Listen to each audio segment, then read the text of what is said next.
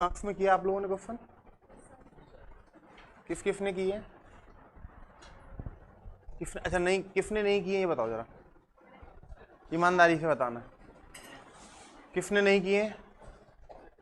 3 marks में जो कल क्वेश्चन कराए थे अपन ने, जो साइड से जो प्रश्न बने थे स्थल से, दुबे जी किए?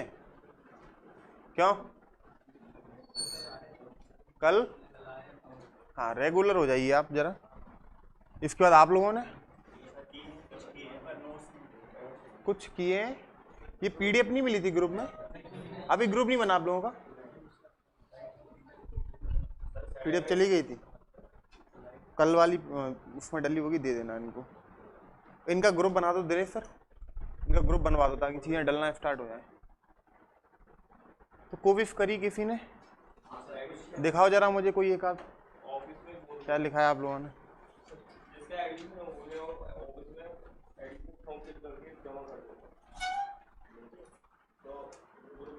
आपको पता है ना कि सिलेबस जब तक चेंज नहीं हुआ था तब तक अपन को 3 मार्क्स 3 लाइन में लिखने थे, लेकिन आप मेंशन कर रहे हैं क्लियर सिलेबस में कि 2 लाइन में आपको कंप्लीट करो, और हमने जो है उसको क्रॉस नहीं करना है ना। तो कोशिश करिए, इसीलिए मैंने बोला था कि कॉमा लगा के साथ में कर दीजिएगा 2.1 साथ, और साक्ष्य एक अलग लाइन में कर दीजिएगा, है ना। तो कोशिश करिएगा 2 लाइन में, बाकी कोई दिक्कत नहीं है, अभी आप प्रैक्टिस के लिए कर सकती हैं, लेकिन वहां जब भी लिखो 2 लाइन में लिखना। और बताइएगा सर कोई आप अपनी?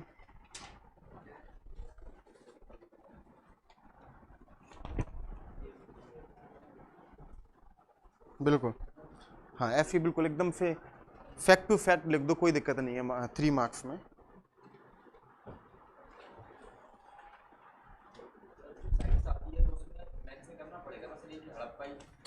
हाँ इतना बोल सकते, चाहो तो बोल सकते हो ये हड़प्पा स्थल है, वरना इतना अंडरस्टूड होता है क्योंकि तो उन्होंने शब्दों की इतनी सीमा कर दी है कि अपन ये बताने बैठ जाएंगे हड़प्पा स्थल है, तो फिर साक्ष्य छूट जाएगा। तो अगर आप लिख दोगे तब भी कोई दिक्कत नहीं है ना। अगर कोई रेयर है तो फिर आप बता सकते हो, जैसे अगर कोई मांडी जैसी साइड आ गई, मांडा तो आपने सुन रखा है, मांडी जैसी आ गई, देफलपुर आ गई, तो फिर आप चाहें तो मेंशन कर सकते हैं। और इसके लिए हमारे पास पर्याप्त चीजें भी नहीं है लिखने के लिए कि यार क्या लिखें इसमें, तो आप बता सकती है एक हड़प्पा स्थल है और यहाँ से ये सारी चीजें मिलती, तो आप उसमें आप जो है मेंशन कर सकते हैं। इसके बाद अच्छा, कितने लोगों ने जो एविडेंस है, साक्ष्य हैं, उन पे 3 मार्क्स बनाने की कोशिश करिए, बताओ मुझे जरा। बनाई है किसी ने? क्या स्नानागार के ऊपर जैसे ग्रेट बात आपने बनाई है? अच्छा ये अलग है, अच्छा उसका भी अलग है। ये बनमाली नहीं है, बनावली है ना। हाँ। क्या लिखा मिल गया है, लेकिन वो एक्चुअल में बनावली है, कर लीजिएगा कोई। हाँ अच्छा, बृहद स्नानागार पे आपने बनाया।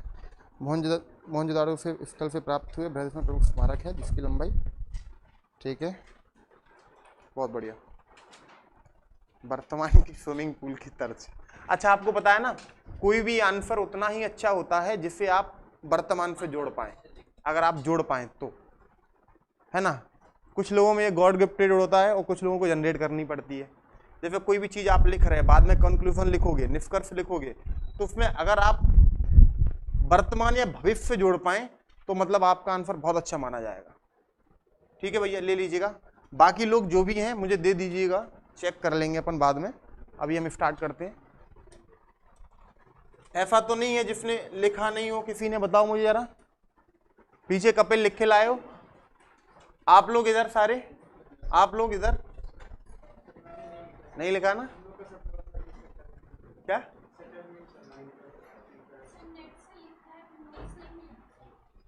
नेट से लिख लाया?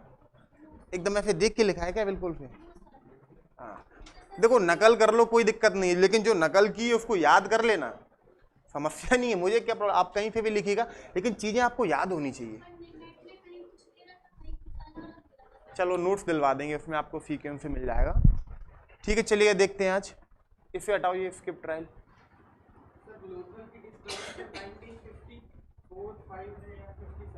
क्या लोथल का 54 बताया था ना? देखो बहुत सारी साइट्स ऐसी हैं जिनका एक से ज्यादा बार एक्सकेवेशन हुआ है। मैं क्या कह रहा हूँ, बहुत सारी साइट्स ऐसी हैं जिनका एक से ज्यादा एक्सकेवेशन हुआ है, तो उस आधार पे भी अलग अलग डाटा मिल जाता है कि लोथल पे जो पहली बार एक्सकेवेशन करवाया वो 1954 में ही करवाया गया, इसमें कोई कंफ्यूजन नहीं होनी चाहिए। चलेगा, इसके बाद कुछ चीज हम देखते हैं, स्टार्ट करते हैं। आज हमको बड़ा ही इंपॉर्टेंट टॉपिक भी है।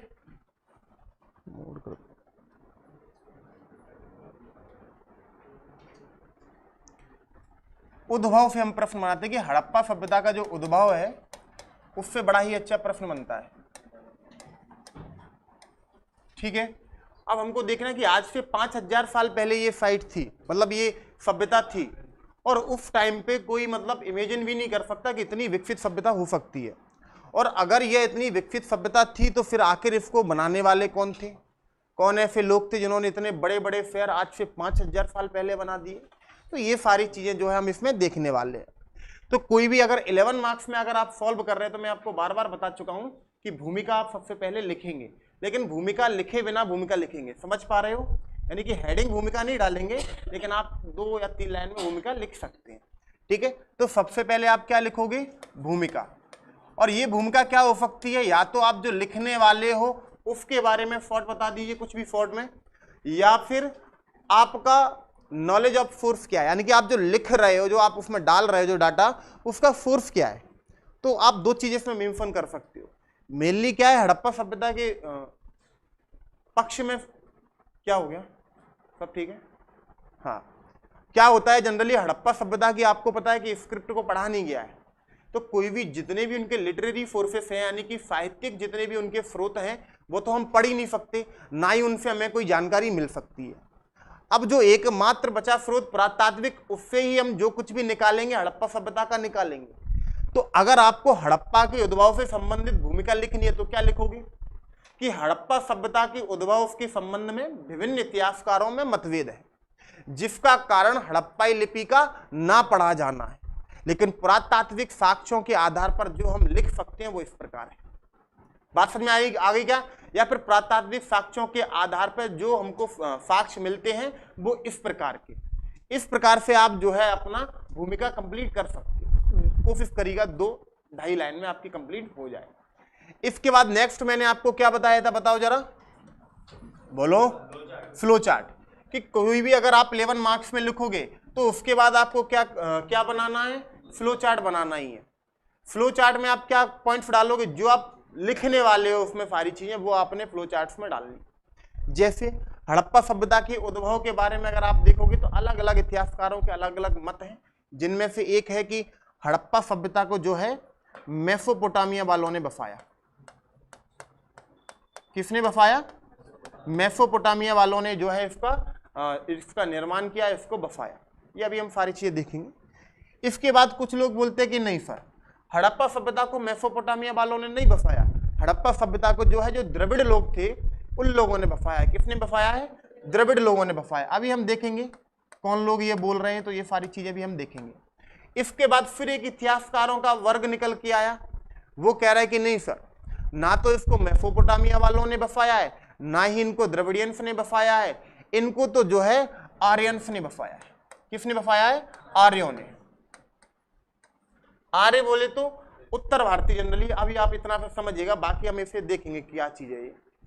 इसके बाद अगर बात करेंगे, बाद में जब 1 दशक लग गया, कम से कम 10-15 साल लग गई, फिर इतिहासकार एक अलग ही मत पे पहुंच गए। उन्होंने बोला कि नहीं, इतनी बड़ी सभ्यता को ना तो मेसोपोटामिया वाले बसा सकते हैं, ना ही द्रविड़ और ना ही आर्य। ये सभ्यता तो जो है यहाँ पे पहले से जो मौजूद देशी संस्कृतियां थी उन्हीं में क्रमिक विकास हुआ और फाइनली जो है एक नगरीय सभ्यता का उद्भव हो गया। तो इन्होंने एक अलग मत निकल के आया, उन्होंने बोला कि नहीं, ये जो आपकी देशी संस्कृतियां थी ना, अभी मैं आपको बताऊंगा कौन कौन सी थी।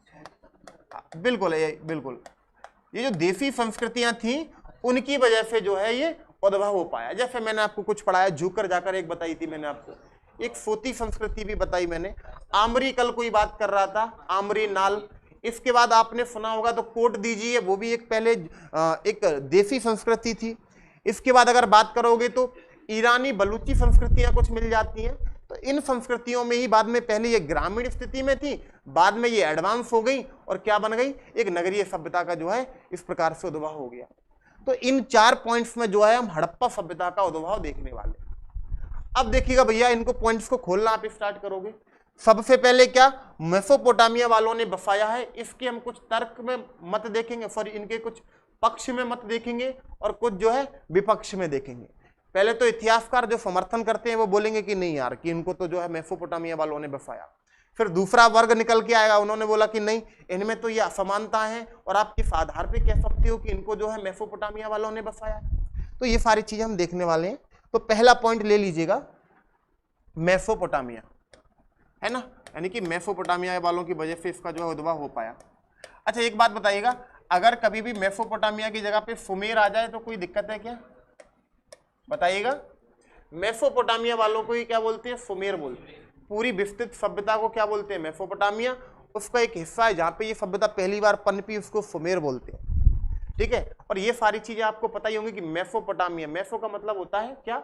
मध्य, और पोटामिया यानी कि दो, यानी कि दो नदियों के मध्य संस्कृति को क्या बोला है? मेसोपोटामिया। एक फारसी शब्द है। ये सारी चीजें प्रीलिम्स में आपको बताई गई होंगी, है ना। तो ये हम सारी चीजें देखेंगे। अब जो है, जो इतिहासकारों का वर्ग निकल के आया, पहले तो आपने उनके कुछ नाम याद रखने की। आखिर में बोला किसने कि ये सभ्यता जो है मेसोपोटामिया वालों ने बसाई? तो उसमें आप देखोगे कुछ लोग निकल के आएंगे, जैसे गार्डन चाइल्ड है, नाम सुना होगा आपने, सुना है क्या? गार्डन चाइल्ड सुना होगा इनका नाम आपने। इसके बाद अगर आप बात करोगे तो मैके महोदय हैं। ये जो है बाद में चन्हूदड़ों के एक्सकेवेशन से भी जुड़े रहे हैं। पहले तो गोपाल दास मजूमदार ने किया और बाद में जो है 1955-53 के टाइम पे ये भी जो है चन्हूदड़ों के एक्सकेवेशन से जुड़े रहे हैं। इसके बाद अगर बात करेंगे तो एक आपने नाम सुना होगा मार्टिमर व्हीलर। ये नाम तो चिरपरिचित होंगे ना, कोई दिक्कत तो नहीं है ना? हाँ, मार्टिमर व्हीलर है। और एक हमारे भी एक इतिहासकार हैं डीडी कौशाम्बी, आपने नाम सुना होगा, तो उनका भी नाम लिख लीजिएगा, डीडी कौशाम्बी। ये जो इतिहासकारों का खेमा था, ये बोलते थे कि नहीं सर, हड़प्पा सभ्यता का जो उद्भव संभव हो पाया है उसका कारण क्या रहा है? मेसोपोटामिया। अब इसका भी इन्होंने आधार रखा। उन्होंने बोला मेसोपोटामिया वालों ने इनको या तो दो तरीके से कहीं ना कहीं विकसित किया होगा, या तो मेसोपोटामिया के खुद ही लोग यहाँ आए होंगे और उन्होंने जो है इसको विकसित किया। बात समझ पा रहे हैं कि नहीं? अच्छा एक बात याद रखना कि मैं आपको बिल्कुल लिखाऊंगा नहीं, मैं सिर्फ आपको डाटा बता दूंगा, पैटर्न बता दूंगा, लिख के अपने शब्दों में आपको खुद लेके आना है। तो आपकी पेन और इसको कॉपी को अपने पास रखिएगा। जो भी आपको लगता है कि ये फैक्ट सही है, कल आंसर राइटिंग में हम डाल सकते हैं, तो वो लिखते चलिएगा, मेंशन करते रहिए, तो आपको लिखने में कल प्रॉब्लम नहीं होगी घर पे जब लिखोगे आज। ठीक है, तो कुछ इतिहासकार कहते हैं, जैसे उनमें अगर आप देखो गार्डन चाइल्ड, मैके महोदय साहब है, डीडी कौशाम्बी है, ठीक है, एक और विद्वान है क्रैमर। ये सब लोग बोलते हैं कि हड़प्पाई सॉरी जो मेसोपोटामिया वाले लोग थे वो आए हमारे सप्त सैंधव क्षेत्र में और उन्होंने आके यहाँ पे हड़प्पा सभ्यता को विकसित कर दिया, यानी कि हड़प्पा सभ्यता का निर्माण कर दिया। तो एक तो क्या कि लोग यहाँ पर आए, और जो दूसरा एक जो तर्क निकल के आया जिसमें आपने मार्टिमर व्हीलर जो बाद में जुड़े, मार्टिमर व्हीलर ने बोला कि नहीं, लोग नहीं आए, मेसोपोटामिया से विचार आए। क्या आए? विचार आए कि जो वहां पे जो सभ्यताएं चल रही थी, वहां पे जो नगरीकरण चल रहा था, वो विचार आए और यहां आकर जो है सप्त सैंधव क्षेत्र है आपका, जो north western part of India है, वहां पे इसकी वजह से क्या हो पाया? इंडस वैली सिविलाइजेशन यानी कि हड़प्पा सभ्यता का उद्भव संभव हो पाया। तो दो प्रकार से, एक तो मेसोपोटामियंस खुद यहां पर आए, दूसरा क्या उनकी विचार आए। जैसे हमारे पास बहुत सारी जो फिजिक्स की थ्योरी है वो लोग यहाँ पे नहीं आए, उनकी जो थ्योरी उन्होंने दी, उनके विचार यहाँ पे आए। बात समझ में आ रही कि नहीं? अब आर्किमिडीज साहब हैं, चाहे फिर आपके कितने भी बड़ा साइंटिस्ट रहा वो जो यूरोपियन है, वो यहाँ पे नहीं आया, लेकिन उनकी थ्योरी यहाँ पे आई और हम उस पर काम कर रहे हैं। उनकी थ्योरी को आधार बना के हमने बहुत सारे इन्वेंशन भी किए। तो ऐसे इन्होंने बोला कि लोग नहीं आए, मार्टिमर व्हीलर ने क्या बोला कि यहाँ पे क्या आए? विचार आए। पहली चीज तो ये। अब दूसरी चीज क्या? अब जब इन्होंने ये मत दे दिया कि यार की हड़प्पा सभ्यता को जो है मेसोपोटामिया वालों ने बसाया, तो फिर लोगों ने पूछा कि आप इसका आधार क्या रखोगे? ऐसा तो है नहीं कि हमने कह दिया भैया और वो आप जो है मान लेंगे, है ना। तो ये बिल्कुल वही बात होगी गधे पे सींग वाली, है ना। हाँ, तो लोगों ने पूछा कि साक्ष्य दो, इतिहास तो सब कुछ एविडेंस के ऊपर चल रहा है। तो ठीक है, उन्होंने फिर जो है पक्ष में मत दिए। किस में मत दिए? कुछ इसके जो है पक्ष में मत दिए, जिनमें उन्होंने बताया कि यार एक बात इनमें जो है समान है, वो देखिएगा। पहली चीज तो ये कि दोनों ही नगरीय सभ्यता है, तो पहला पक्ष क्या हो जाएगा कि दोनों ही सभ्यता कैसी है? नगरीय। या आपको भी लिखना पड़ेगा पक्ष में जब मत दोगे, दोनों ही सभ्यताएं कैसी हैं? नगरीय। इसके बाद अगर बात करोगे तो वो बोलेंगे कि दोनों में ही लिपि है, दोनों में ही स्क्रिप्ट है। क्या है कि दोनों में ही लिपि है। और यहीं तक नहीं रुके, बोलते हैं कि यार बलूचिस्तान से एक मिट्टी का ढेर मिला है। क्या मिला? एक मिट्टी का ढेर मिला है। और इन लोगों ने बोल दिया ये जो मिट्टी का ढेर है ना, ये बिल्कुल उसी प्रकार से जैसे मेसोपोटामिया में जिगुएट्स के मंदिर हैं। तो उन्होंने बोला है कि मंदिरों के भग्नावशेष हैं, और इस आधार पे कह सकते हैं कि जो मंदिर मेसोपोटामिया में जिनका प्रचलन था, उन्हीं मंदिरों का प्रचलन किसमें, जो आपके बलूचिस्तान से जो मिट्टी का ढेर मिला है, ये उसी प्रकार का मंदिर रहे होंगे। तो आप एक पॉइंट ये भी लिख सकते हैं। और जो सबसे जो इनका प्रभावशाली जो मत था वो इस प्रकार से था, इन्होंने बोला कि हड़प्पा के अन्नागार देख लो आप, हड़प्पा के जो फोर्ट है यानी कि जो किला है, जो गढ़ी है, उनको देख लो आप। और दूसरी तरफ मेसोपोटामिया के अन्नागार देख लो, और उनके भी क्या जो फोर्ट है उनको देख लो। दोनों की जो छत है वो फैतीर नामक लकड़ी से बनाई गई है। तो उन्होंने बोला कि सबसे बड़ी समानता तो इनमें यही है कि या तो क्या हड़प्पा का अन्नागार या गढ़ी देख लो आप, चाहे फिर आप मेसोपोटामिया का अन्नागार या गढ़ी देख लो, दोनों की जो रूफ है, जो छत है, वो किससे बनाई गई है? फैतीर की लकड़ी से बनाई गई है। तो ये एक बहुत बड़ी समानता है इन दोनों सभ्यताओं के मध्य। और इस आधार पे जो है इन्होंने बोल दिया क्या कि हड़प्पा सभ्यता को जो है किसने बसाया? मेसोपोटामिया वालों ने बसाया। लिख लीजिएगा इसमें फैतीर का प्रयोग है ना। अब आप इसको पूरा करिएगा है ना कि अन्नागार में और उसमें जो है गढ़ी में जो है फैतीर की लकड़ी का प्रयोग किया गया। अच्छा, इसमें किसी को कोई दिक्कत तो नहीं है? अगर आज भी कोई जो लोग गांव से जुड़े होंगे तो उन्होंने गांव में देखा होगा कि जो छत है वो मिट्टी की डली होती है, और उनकी सपोर्ट के लिए क्या लगाए जाते हैं? बड़े बड़े एकदम जो लकड़ी के एकदम जो बड़े बड़े टुकड़े जो है लगा दिए जाते हैं ताकि उस मिट्टी को सपोर्ट मिल पाए। तो इसी प्रकार से इन्होंने बताया कि जो हड़प्पा सभ्यता में अगर आप उनकी छत देखोगे, चाहे फिर वो अन्नागारों की छत हो, चाहे फिर वो उनके किलों की छत हो, उन सब में क्या हो रहा है? फैतीर की लकड़ियों का प्रयोग हो रहा है। बात समझ में आ गई कि नहीं? और यही प्रयोग सेम फैतीर की लकड़ियों का कहां हो रहा है? मेसोपोटामिया में हो रहा है। तो इन सारी चीजों को उन्होंने तर्क बनाकर क्या बोल दिया कि हड़प्पा सभ्यता का जो उद्भव हो पाया है वो किसकी वजह से हो पाया है? मेसोपोटामियंस की वजह से हो पाया। अब इसके बाद फिर से एक विद्वानों का खेमा निकल के आया और उन्होंने कुछ इनके जो है विपक्ष में मत दिए।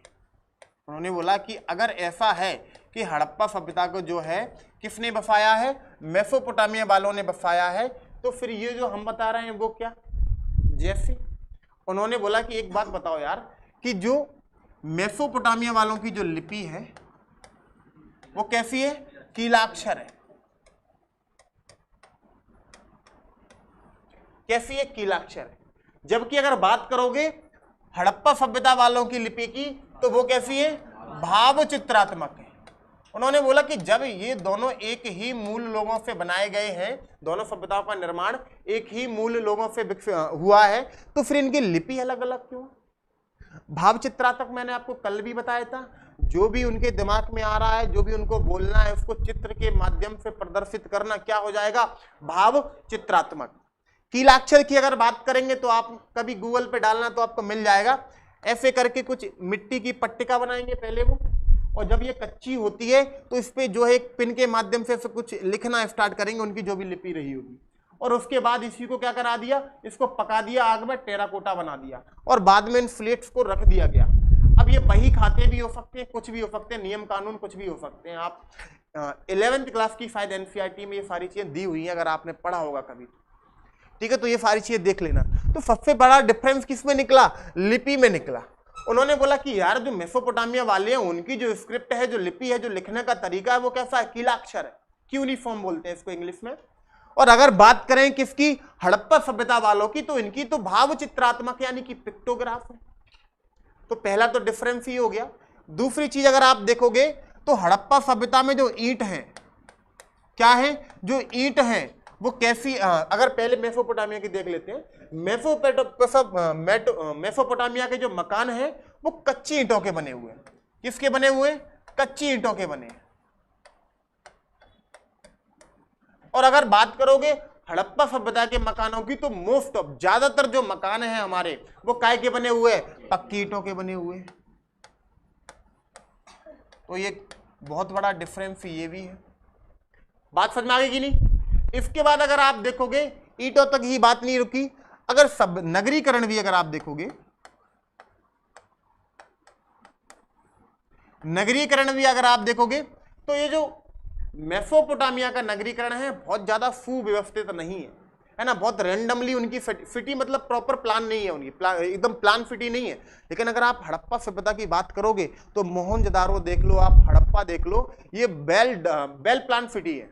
जैसे इनकी जो आप जो इनकी सिटी का स्ट्रक्चर देखोगे तो कैसा है, ग्रिड नुमा है, सड़कें कैसी है, ग्रिड नुमा है, ठीक है, जाल की तरह आपको लगेगा हर चीज, मतलब मकान है तो एक रूम है, सड़क है तो बिल्कुल सीधी स्ट्रेट। इतना अच्छा जो है इतना ज्यादा सुव्यवस्थीकरण कहां पे नहीं मिलता है, मेसोपोटामिया में नहीं मिलता है। तो आप लिखोगे कि जो हड़प्पा सभ्यता का नगरीकरण है ज्यादा सुव्यवस्थित है, जबकि मेसोपोटामिया का नगरीकरण अव्यवस्थित है। आप ये भी लिख सकते हैं। दूसरी चीज, इन्होंने जो मंदिर वाला तर्क दिया है उसमें भी अगर आप देखोगे तो बलूचिस्तान का ढेर छोड़ दो, और वही पता नहीं है कि ढेर मंदिरों का ही है, ठीक है, तो उसके बाद पूरी हड़प्पाई सभ्यता में कोई ऐसा स्थल नहीं मिला जहां से हमको जो है धार्मिक स्थल होने के साक्ष्य मिलते हो। जबकि मेसोपोटामिया की अगर आप बात करोगे तो वहां पर हर जगह जिगुएट्स के मंदिर मिले हुए, किसके मिले हुए, जिगुएट्स के मंदिर मिले हुए, यानी कि वहां पर जो शासन था वो पुजारियों का था, वो जो आपके पुरोहित वर्ग था उनका शासन था, है ना, और वो जिगुएट्स के मंदिर हैं उनको प्रशासनिक केंद्र के रूप में वो लोग प्रयोग करते थे। तो ये भी एक बहुत बड़ा डिफरेंस है उनके रिलीजियस में भी। इनके यहाँ पे जो है कोई भी धार्मिक स्थल प्राप्त नहीं होते हैं हड़प्पा के यहाँ पे। और अगर मेसोपोटामिया की बात करोगे तो वहां पे तो पूर्णतः जो प्रशासन है वो किसके माध्यम से चलता है, धार्मिक स्थलों से ही चल रहा है, क्योंकि वहां पर जो है पुरोहितों का शासन है। बात समझ में आप आ रहे हो कि नहीं, तो लिख लीजिएगा, है ना, धार्मिक स्थल अगर आप जो बना के ये भी कर सकते हो। आपको 2 या 3 ही डाल ले, क्योंकि सब में आपको ये तक पक्ष क्या, बहुत बढ़िया। इनकी जो फील्ड है हड़प्पा सभ्यता की वो कैसी है, वर्गाकार है और आयताकार है, रेक्टेंगुलर है। जबकि उनकी बात करोगे मेसोपोटामिया वालों की तो उनकी सिलेंड्रिकल यानी कि बेलनाकार है। तो फील्ड्स में भी बहुत बड़े लेवल पे डिफरेंस है। तो आप ये भी एक लिख सकते हो, मोहर का भी डाल सकते हो, ठीक है, इनमें भी डिफरेंस है। इनकी कैसी है हड़प्पा वालों की, वर्गाकार और आयताकार, जबकि मेसोपोटामिया वालों की कौन सी है, बेलनाकार। उन्होंने बोला कि जब इतने सारे डिफरेंसेस हैं तो आप किस आधार पे कह सकते हो कि मेसोपोटामिया वालों ने जो है आके हड़प्पा सभ्यता का विकास किया। ऐसा तो नहीं, अगर मान लो भारत कभी विकसित हुआ और इसके बाद ये दूसरी जगह पे कहीं जाएंगे तो भारत से अच्छी ही सभ्यता विकसित करेंगे। उन्होंने बोला कि यार मेसोपोटामिया तो कैसी है, बिल्कुल उबड़ खाबड़ सभ्यता है, बहुत ज्यादा प्रॉपर जो है विकसित नहीं है। और इंडस वैली सिविलाइजेशन की बात करें तो ये तो बहुत ज्यादा सुव्यवस्थित है। तो अंग्रेज जब जैसे अंग्रेज भारत में आए, भारत में उन्होंने कुछ जो है स्थापत्य के निर्माण करवाए, तो क्या उन्होंने भारत को इंग्लैंड से ज्यादा डेवलप कर पाए, क्या वो नहीं कर पाए ना, तो ये पॉसिबल ही नहीं है। और सबसे बड़ा विभेद तो लिपि में है। मैं भारतीय हूं, मैं हिंदी बोलता हूं, मैं दुनिया की किसी भी जगह पे चला जाऊं मैं हिंदी ही बोलूंगा। बात समझ में आ गई कि नहीं, मेरी मूल तो क्या रहेगी, हिंदी ही रहेगी ना। और यहाँ पे देखो इनकी सबसे पहले तो लिपि में बहुत ज्यादा डिफरेंस मिल रहा है। हमारी भाव चित्रात्मक है, इनकी कैसी है, कीलाक्षर। और दूसरी चीज एक और बता देता हूं मैं आपको कि जो हमारी लिपि है उनमें जो अक्षर जो शब्द मिल रहे हैं, अगर आप उनकी जो अक्षर देखोगे तो वो 400 से मात्र 450 मिल रहे हैं। जबकि मेसोपोटामिया वालों की लिपि ज्यादा विकसित थी, उनके में 900 अक्षर मिले। तो लिपि में भी जो है एक बड़े लेवल पे क्या है, विभेद है। तो लिख लोगे क्या इस चीज को, मुझे बता दो कौन स्टूडेंट नहीं लिख पाएंगे। कुछ था नहीं इसमें, अगर आपने देखा हो तो, अगर आपने तर्क लगाया हो। सबसे पहले तो आपने कुछ इतिहासकार याद रखने हैं, जिनमें मैंने आपको बताया garden child, Mortimer wheeler, Cramer साहब हैं, डीडी कौसाम्बी हैं, है ना। तो ये सारे विद्वान हैं। विपक्ष में अगर आप बात को, जितने भी वाद किए ना वो सब विपक्ष में ही दे रहे हैं, तो विपक्ष के नहीं लिखने आपको। जिन्होंने बताया अपना मत दिया है सिर्फ उनका नाम लिखना है आपको। बात समझ में आ गई कि ना। इतिहासकारों ने फिर तो बहुत सारे लोग बोलने लगे कि ये भी है, ये भी है, ये भी है, और बहुत सारी चीजें। अपन सारी चीजें इसमें नहीं लिख सकते। हाँ, अपनी सभ्यता बहुत ज्यादा बड़ी है। अगर इनको देखा जाएगा ना, अकेले मेसोपोटामिया से या मिस्र से तो अपनी सभ्यता 20 गुना बड़ी है। और अगर उन दोनों सभ्यता का योग ले लिया जाए और एक तरफ हड़प्पा सभ्यता रख दी जाए, तब भी उन दोनों सभ्यता की योग से 16 गुनी बड़ी हमारी सभ्यता। तो एक बहुत ज्यादा डिफरेंस है इन सारी चीजों में। बहुत सारे डिफरेंस हो सकते हैं, लेकिन अपन को लिखने कितने हैं, 2-3 बस मुश्किल से, और इससे आपका हो जाएगा। एक्चुअल में ये गार्डन चाइल्ड टाइप लोग जो थे ये यूरोपियंस थे। और मैंने आपको बताया था जो अंग्रेज थे वो भारत में जो शासन का उन्होंने आधार रखा था वो व्हाइट मैन वर्डन थ्योरी रखा था, यानी कि श्वेत लोगों पे भार का सिद्धांत। उन्होंने बोला कि हम ये जो आप हमें तो ईश्वर ने ये हमको क्या दिया है, हमारे ऊपर उत्तरदायित्व डाला है कि जितने भी अश्वेत हैं उनको सभ्य बनाया जाए, क्योंकि वो कैसे हैं, असभ्य है। तो ये लोग ये मानना ही नहीं चाहते थे कि मतलब पूर्व में कोई इतनी विकसित सभ्यता हो सकती है, इसीलिए उन्होंने सभ्यता का आधार क्या रख दिया, पश्चिम। उन्होंने बोला कि मेसोपोटामिया से चीजें यहाँ पे आई हैं, ना कि हड़प्पा सभ्यता जो है पहले से विकसित थी, क्योंकि पूर्व को उन्होंने अपना कॉलोनियल बना रखा था। और अगर पूर्व की कोई सभ्यता को वो इतनी विकसित मान लेते तो अभी तक जो वो बोल रहे थे कि white man वर्डन theory, white man वर्डन theory, वो गलत हो जाती। तो लोग बोलते कि हम तो आज से 5000 साल पहले विकसित थे, जब तुम नदियों में नहा रहे थे और हमारे देखो पास स्विमिंग पूल्स है। बात समझ पा रहे हो कि नहीं? तो ये लोग जो है उस मत से ग्रसित थे, इस कारण से जो है इन्होंने कुतर्क है, ये कोई तर्क नहीं थे कि भैया जो है कि नगरीय सभ्यता थी। ऐसे तो बहुत सारी नगरीय सभ्यता थी, मिस्र का भी जो स्वरूप है लगभग नगर जैसा ही था। तो क्या ये बोल रहे हैं कि मिस्र वालों ने आके हमको बसाया? और यही नहीं, अफ्रीका भी गुलाम रहा है अंग्रेजों का। तो इन इतिहासकारों ने सिर्फ यही नहीं बोला है कि मेसोपोटामिया वालों ने भारतीय सभ्यता को विकसित किया या हड़प्पा सभ्यता को विकसित किया, इन्होंने ये भी बोला कि जो मिस्र की सभ्यता हो चाहे आपकी हड़प्पा सभ्यता हो, इन दोनों सभ्यताओं का विकास किसने किया है? मेसोपोटामिया वालों ने किया है। इनका मत तो यही था। बात समझ में आ गई कि नहीं? तो सबसे पहले आपने कुछ विद्वान याद रखने हैं, जैसे मार्टिमर व्हीलर थे, गार्डन चाइल्ड थे, मैके महोदय थे, ठीक है, क्रैमर थे, कुछ भी आप कर लो, डीडी कोफाम भी हो जाएगा आपका। इसके बाद आपने क्या बताना है कि भैया इनके पक्ष में मत। पक्ष में मत कौन कौन से डालोगे बताओ मुझे जरा। सबसे पहले सहतीर का लकड़िया का समान प्रयोग, ठीक है, आप ये बता सकते हो। दूसरा क्या, दोनों ही नगरीय सभ्यताएं और दोनों ही जगह पे लिपियों का प्रचलन भी है, ऐसा आप कुछ करके डाल सकते हो, ठीक है। विपक्ष में मत आपके पास बहुत सारे हैं कि उनकी जो सील्स हैं, जो मोहर है, उनमें डिफरेंस है। मेसोपोटामिया वालों की बेलनाकार है, जबकि हमारी कैसी आयता और वर्गाकार है। मेसोपोटामिया की जो लिपि है वो कीलाक्षर है, हमारी लिपि कैसी है, भाव चित्रात्मक।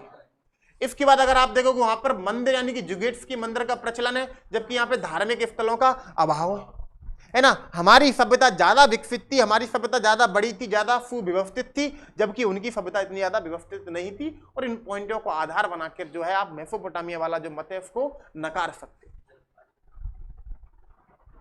बात समझ में आ रही कि नहीं? लिख दोगे क्या? अब मैं आपको लिखाऊंगा नहीं, आपको खुद लिख के लाना है। पॉइंट्स आपको लिखना क्या क्या ये लिखते चलना साथ में। पक्ष में मत जैसे मैं लिख रहा हूं वैसे आप लिखोगे। कल अपने शब्दों में इसको पिरो के लाना, मैं कल चेक करूंगा, ठीक है। और अच्छी बात ये आपके लिए एक अच्छे टीचर आए हैं जो जिन्होंने अभी तक विजन में भी कॉपी चेक करते रहे हैं, दृष्टि में भी करते रहे हैं, वही जो है आप लोगों की भी कॉपी चेक करेंगे तो जो है वो अच्छे से कॉपी भी चेक हो जाएंगे आपकी। इसके बाद अगला क्या था जरा बताओ मुझे, अगला क्या था मेसोपोटामिया के बाद? द्रविड़, है ना। हाँ, अब एक विद्वानों का जो खेमा निकल के आया वो बोल रहा है कि नहीं, मेसोपोटामिया का जो है किन्होंने बसाया? द्रविड़ लोगों ने बसाया। अब इन विद्वानों में अगर आप देखोगे, एक तो जॉन मार्शल, और जॉन मार्शल से भी ज्यादा जो प्रमुख व्यक्ति हैं उनका आपने नाम भली बाती परिचित होगे, राखल दास बनर्जी, आरडी बनर्जी। तो इस मत के प्रतिपादक कौन कौन लोग थे? एक तो आपके कौन थे? राखल दास बनर्जी,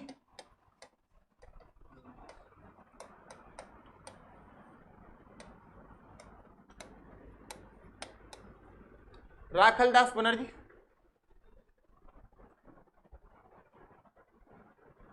बिलोन मेयर, बिल्कुल हाँ, 200 वर्ड्स में लिखना है। थोड़ा हंसकर पढ़ाया करें हंसी पे ध्यान मत दो मैडम, है ना, सबको जहर हो जाएगा, नहीं पढ़ाई पे ध्यान दो। सर इसका क्वेश्चन कैसे फ्रेम करेंगे, वही तो बता रहे थे इतनी देर से। सबसे पहले आपने भूमिका लिखनी है, फिर फ्लो चार्ट, उसको खोलना है, एंड कंक्लूजन, है ना। अभी एक बार और बता देंगे, जो लेट हो गए हैं कोई बात नहीं है।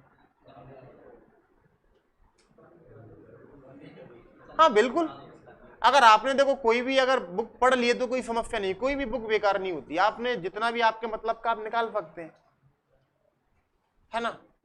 हाँ चलिएगा। तो एक तो राखलदास बनर्जी थे जो ये बोल रहे थे कि जो हड़प्पा सभ्यता का जो निर्माण किया, जो विकास के जो उद्भव किया, वो किसने किया? द्रविड़ों ने किया। मैंने द्रविड़ों के बारे में आपको बताया था, जो साउथ इंडियंस है वो द्रविड़ लोग हैं। मैंने उनका थोड़ा सा आपको नाक नक्शा भी बताया था कि घुंघराले बाल थे, मध्यम कद था, बलिष्ठ शरीर था, सांवले से थे, है ना, काले थे एक तरीके से। ये किन की वो है? द्रविड़ लोगों की है। और अगर आप साउथ इंडियंस देखोगे तो ऐसे ही होंगे, है ना। इसके बाद अगर बात करोगे राखलदास बनर्जी, और इसमें जो एक व्यक्ति आया जॉन मार्शल साहब,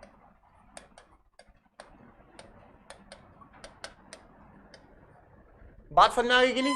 कौन कौन? राखलदास बनर्जी और जॉन मार्शल। अब ये लोग कहते हैं कि नहीं, हड़प्पा सभ्यता को जो है द्रविड़ लोगों ने विकसित किया। फिर वही चीज इतिहासकारों ने बोला कि अगर आप ये बोल रहे हो कि हड़प्पा सभ्यता को द्रविड़ लोगों ने बसाया, ठीक है, तो फिर कुछ साक्ष्य दीजिएगा। तो अब ये भी क्या करेंगे, अपने पक्ष के मत में जो है कुछ साक्ष्य देंगे। ठीक है, तो पक्ष में देखते हैं हम कुछ चीजें इनकी। तो इन्होंने पक्ष में बताना स्टार्ट किया सबसे पहले तो कि यार एक बात बताओ कि हड़प्पाई जो समाज है वो कैसा है, मात्र सत्तात्मक, और द्रविड़ समाज भी कैसा होता है, मात्र सत्तात्मक ही होता है। ये बात आपको पता होगी, द्रविड़ कैसा समाज है, मात्र सत्तात्मक समाज है। कभी भी देख लेना, साउथ इंडियंस की महिलाओं से ना तो हमारे यहाँ की महिलाएं ज्यादा शिक्षित होंगी, उनको अधिकार ज्यादा होंगे, आपकी महिलाओं को इतने अधिकार नहीं है, जबकि साउथ इंडियंस जो महिलाएं उनको अधिकार ज्यादा है। तो उनका समाज लगभग कैसा है, मात्र सत्तात्मक।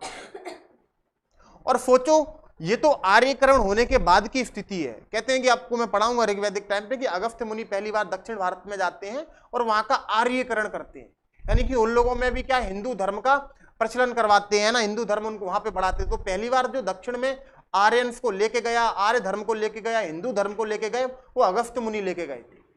अब सोचिएगा ये जब आज उनका आर्यकरण हो चुका है और आर्य कैसे है, पितृ सत्तात्मक है, उसके बावजूद इतनी महिलाओं को उनके अधिकार हैं, तो उस टाइम पे जब उनका आर्यकरण नहीं हुआ था तब महिलाओं की स्थिति कैसी रही होगी, ज्यादा अच्छी रही होगी। बात समझ में आ गई कि नहीं? तो उन्होंने बोला कि दोनों ही समाज कैसे हैं, मात्र सत्तात्मक है।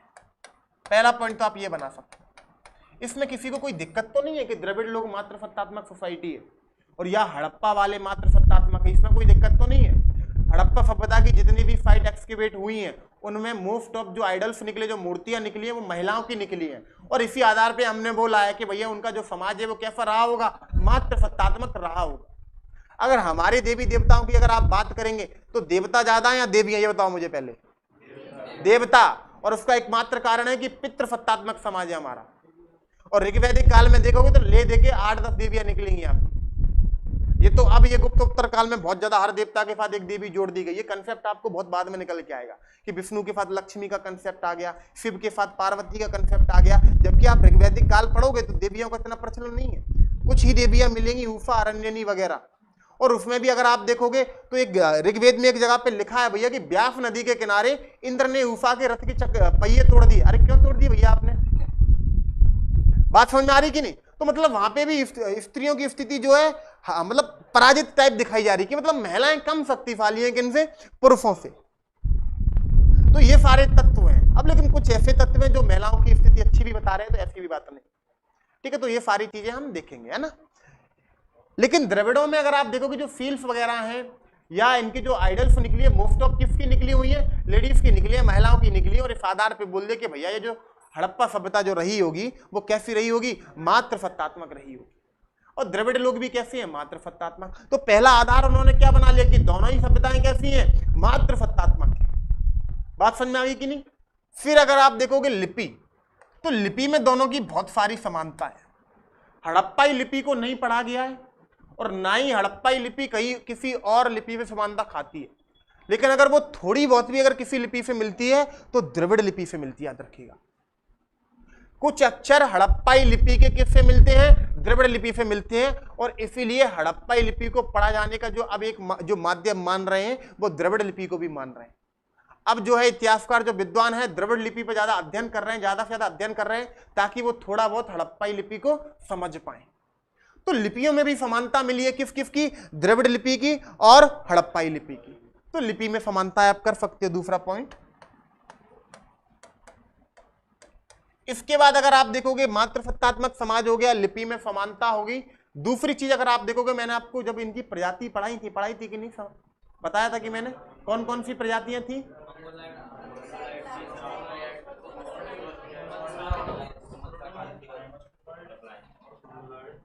मोंगोलॉइड, प्रोटो ऑस्ट्रेलॉइड्स, अल्पाइन और द्रविड़ या भूमध्य सागरीय। और मैंने आपको बताया कि जो सर्वाधिक जो कंकाल मिले हैं वो किनके मिले हैं, भूमध्य सागरीय या द्रविड़ के मिले हैं। तो उन्होंने बोला कि अब ये लोग बोलते हैं कि भैया हड़प्पाई सभ्यता की जो आपने स्थल खोजे वहां पे जो कब्रें मिली उनमें ज्यादा कंकाल किसके मिले, द्रविड़ और भूमध्य सागरीय के मिले। और ये लोग भी कौन है, द्रविड़ है। तो हो नहीं सकता है कि इन लोगों को बसाया किसने होगा, द्रविड़ ने बसाया हो। क्यों? क्योंकि उनकी जो बरियल्स मिले हैं द्रविड़ बरियल्स ज्यादा मिले। बात समझ में आ रही कि नहीं? जो मोस्ट ऑफ हड़प्पाई जो बरियल्स है वो किन लोगों के, द्रविडियंस के हैं। तो उन्होंने बोला कि यार द्रविड़ इतने बड़े स्तर पर मिल रहे हैं तो क्या हम इस आधार पर नहीं कह सकते कि हड़प्पाई जो हड़प्पा सभ्यता को जो है किसने बसाया होगा, द्रविड़ों ने बसाया होगा। तो आप ये भी लिख सकते हो प्रजातीय समानता। लिख लीजिएगा इसमें।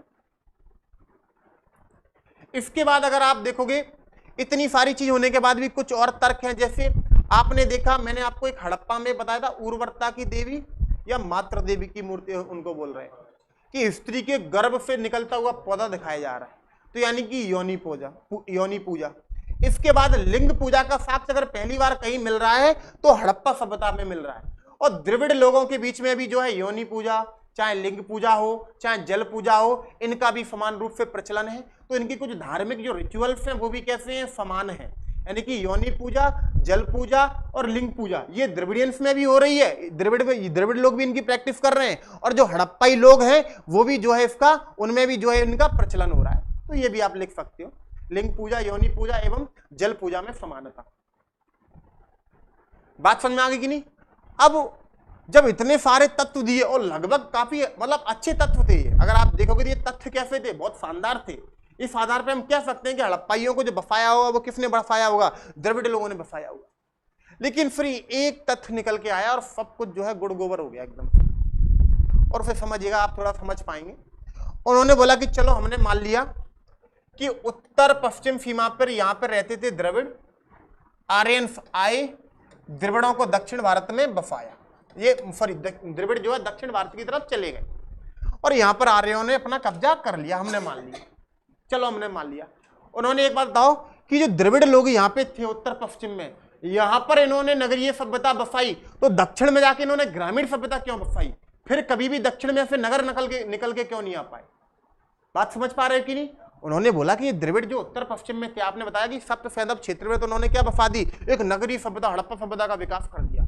चलो मान लिया, आपकी बात मान लेते कि इनको खदेड़ दिया गया, तो दक्षिण भारत में जो सभ्यता आपको प्राचीन देखने के लिए मिलती है, जो संस्कृति मिलती है, उसे बोलते हैं महापाषाणिक संस्कृति। शायद आप लोगों ने नाम सुना हो, महापाषाणिक संस्कृति। इसको मेगालिथिक कल्चर भी बोलते हैं। अब ये महापाषाणिक संस्कृति अभी मैं सिर्फ आपको शॉर्ट में पढ़ाऊंगा, बाकी जब इंडस वैली समाप्त होने के बाद इसका एक अलग लेक्चर होगा कि महापाषाणिक संस्कृति का ना तो कोई लिटरेचर मिला है, कोई साहित्य मिला है, कोई किताब है, कुछ नहीं मिला है, सिर्फ उनकी कब्रें मिली हैं। क्या मिली है? उनकी कब्रें मिली हैं। और उनकी कब्रों पे, जैसे मान लीजिए कोई कब्र है, उनकी कब्रों पे बड़े बड़े पत्थर मिले। महा यानी कि बड़ा, पाषाण बोले तो पत्थर, तो बड़ा पत्थर है, इसीलिए संस्कृति को हमने क्या नाम दे दिया, महापाषाणिक संस्कृति। 6वीं क्लास 4था चैप्टर, ये बहुत अच्छी तरीके से बताया गया उसमें। महापाषाणिक 6वीं क्लास की हिस्ट्री की एनसीईआरटी कभी उठाइएगा, 4थे चैप्टर में ये बहुत अच्छी तरीके से बताया गया, 4थे या 3रे में देख लेना। इसके बाद अगर बात करेंगे तो उन्होंने बोला कि जो द्रविड़ों ने जो संस्कृति बसाई दक्षिण भारत में, ये महापाषाणिक जो संस्कृति थी कहां थी, मोस्ट ऑफ साउथ इंडिया में ही थी। अब तो इसके बहुत सारे जगह पूर्व उत्तर भारत से भी निकल के आ रहे हैं। मध्य प्रदेश में भी आपने जो सुना होगा, सिवनी वाला जो एरिया है, वहां से भी जो है इसके कुछ एविडेंस मिल रहे हैं, महापाषाणिक कब्रें मिली हुई है। लेकिन उन्होंने बोला कि जो महापाषाणिक जो संस्कृति थी उसका जो संकेंद्रण था, अगर बहुत सारी कब्रें एक जगह पे कहीं मिली है तो वो दक्षिण से मिली है। और ये महापाषाणिक संस्कृति बड़ी ही ग्रामीण संस्कृति थी। और तो और जब महापाषाणिक कब्रों की जो कब्रों को खोदा गया, उनको निकाला गया, तो उसमें लोहा मिल रहा है, घोड़े की नाल मिल रही है, जबकि हड़प्पा सभ्यता में लोहे का प्रचलन था ही नहीं, घोड़े की नाल का प्रचलन था ही नहीं। तो उन्होंने बोला कि चलो मान लिया द्रविड़ों को दक्षिण में खदेड़ दिया गया, तो इनको एकदम से लोहे की जानकारी हो गई, एकदम से घोड़े की जानकारी हो गई, एकदम से इनकी संस्कृति कैसी हो गई, ग्रामीण हो गई। क्या इनके बाद है, समकालीन, इनके बाद में। हाँ, मतलब वैदिक सभ्यता से पहले और हड़प्पा सभ्यता के जो बीच वाला काल है, फिर आप महापाषाणिक संस्कृति देख सकते है ना। लेकिन महापाषाणिक संस्कृति जब दक्षिण में चल रही थी तो उत्तर में जो है वैदिक संस्कृति जो है पनपने लगी थी। यानी कि ऋग्वैदिक काल उत्तर में चल रहा था और दक्षिण में क्या चल रही थी, महापाषाणिक संस्कृति चल रही थी। इसीलिए तो बाद में इसी महापाषाणिक संस्कृति के लोगों ने आगे चल के, आपने जो संगम समितियां देखी होंगी वो करवाएंगे, और बाद में ये लोग विकसित होकर चोर चीर पांड्य साम्राज्य बनाएंगे, यहीं से निकलेंगे, वो याद रखना। दक्षिण भारतीयों का जो प्राचीनतम इतिहास मिलता है वो इन्हीं महापाषाणिक संस्कृतियों से मिलता है। यही महापाषाणिक संस्कृतियों के बाद संगम काल आएगा, और संगम काल में आपको चोर चेल पांड्य दिखेंगे, और बाद में 9वीं शताब्दी ईस्वी में फिर आपको चोर चेल पांड्य मिलेंगे, विजयालय वगैरह आपने सुने होंगे, राजेंद्र वगैरह। तो उन सबका विकास कहां से हुआ है, यहीं से हुआ है। और यही तो बोल रहे हैं कि उत्तर में आर्य हैं और बाद में जो है आर्यों की एक ऋषि निकल के आते हैं, अगस्त्य ऋषि, बिंद फ्रेडी को क्रॉस करते हैं और दक्षिण में जाके ये जो अभी तक ये जो मापाफड़िक संस्कृति के लोग थे इनका क्या करेंगे, आर्यीकरण करेंगे, हिंदू धर्म को दक्षिण भारत में फैलाएंगे। क्या ये विपक्ष में दे रहे हैं। उन्होंने बोला चलो मान लिया कि द्रविड़ लोग उत्तर पश्चिम में रहते थे, सिंधु घाटी सभ्यता में रहते थे, तो वहां तो सिंधु घाटी सभ्यता शहरी है, जबकि दक्षिण में मान लो अगर द्रविड़ आए भी है तो उन्होंने फिर ग्रामीण संस्कृति क्यों बसाई। उनकी जो कब्रों से क्या निकल रहा है, लोहा निकल रहा है, और सिंधु घाटी सभ्यता वालों को लोहे की जानकारी नहीं है। उनके कब्रों में लोहे घोड़े की नाल निकल रही है जो उस घोड़े के पैर में लगाई जाती है, और जबकि इनको तो घोड़े की जानकारी नहीं थी। और इन सारी चीजों को आधार बनाकर इन मतों को जो है नकार दिया गया। ठीक है, तो लिख लीजिएगा कि द्रविडियन से जो है, द्रविडियन ने जो संस्कृति बसाई वो कैसी थी, ग्रामीण थी, है ना। और उदाहरण के लिए आप क्या लिख सकते हो, महापाषाणिक संस्कृति।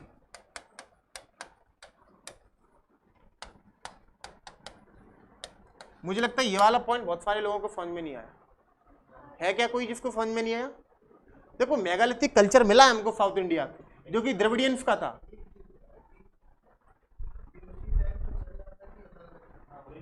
मैं बताया ना, हड़प्पा सभ्यता जब खत्म हो गई उसके बाद चल रहा था, लेकिन वैदिक सभ्यता के समकालीन था ये।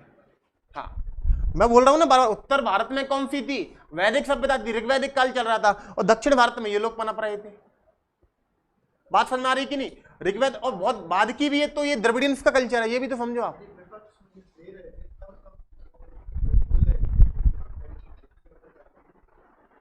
वो ये आप समझे नहीं, वो ये बोल रहे हैं कि द्रविड़ लोग यहाँ पे रहते थे, फिर यहाँ पे आप बता रहे हो कि प्रसार उनका काम हुआ दक्षिण भारत में हुआ।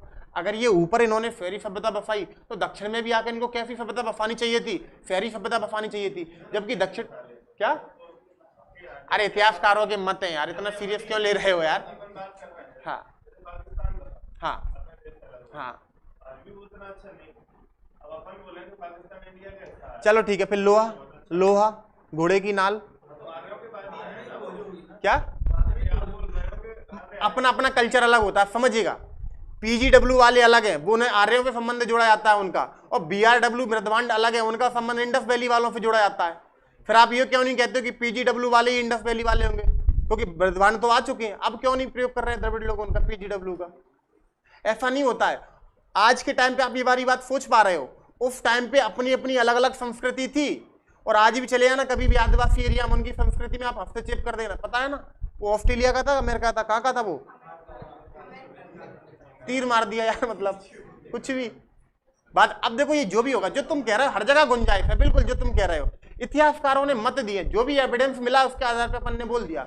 उन्होंने बोल दिया कि द्रविड़ जो लोग थे उत्तर भारत में शहरी थे, तो दक्षिण में आकर ग्रामीण कैसे हो गए, दक्षिण में जाकर उनके पास लोहा कैसे आ गया, दक्षिण में जाकर उनके पास घोड़ों का प्रचलन कैसे हो गया। अरे ये सब क्या है, सिर्फ ये एक अपन अंदाजा लगा रहे हैं, किसी को कुछ कंफर्म नहीं पता इंडस वैली सिविलाइजेशन के बारे में। क्यों? क्योंकि उनकी स्क्रिप्ट नहीं पढ़ी गई है। जिस दिन स्क्रिप्ट पढ़ जाएगी बहुत सारी चीजें क्लियर हो जाएंगी। बात समझ में आ गई कि नहीं? और अपन को इतना बहस नहीं करना है उन चीजों पे, क्योंकि अपन को एग्जाम देना है। पॉलिटिक्स मत करो यहाँ पे, कोई मतलब नहीं है ना, मूल निवासी और ये विदेशी वाली ये पॉलिटिक्स का कोई मतलब नहीं है। हाँ विपक्ष में है वो, मैं बोल तो रहा हूँ। अब तुम दोनों को मैं अलग क्लास के बाहर समझाऊंगा। नहीं मैंने एक भी बताया मैंने तुमको विपक्ष का पर्टिकुलर किसी का, तो इसे भी मान लो, इसमें गणित क्यों लगा रहे हो? दिमाग खराब कर रहे हो तुम लोग मेरा। बात समझ में आ गई कि नहीं?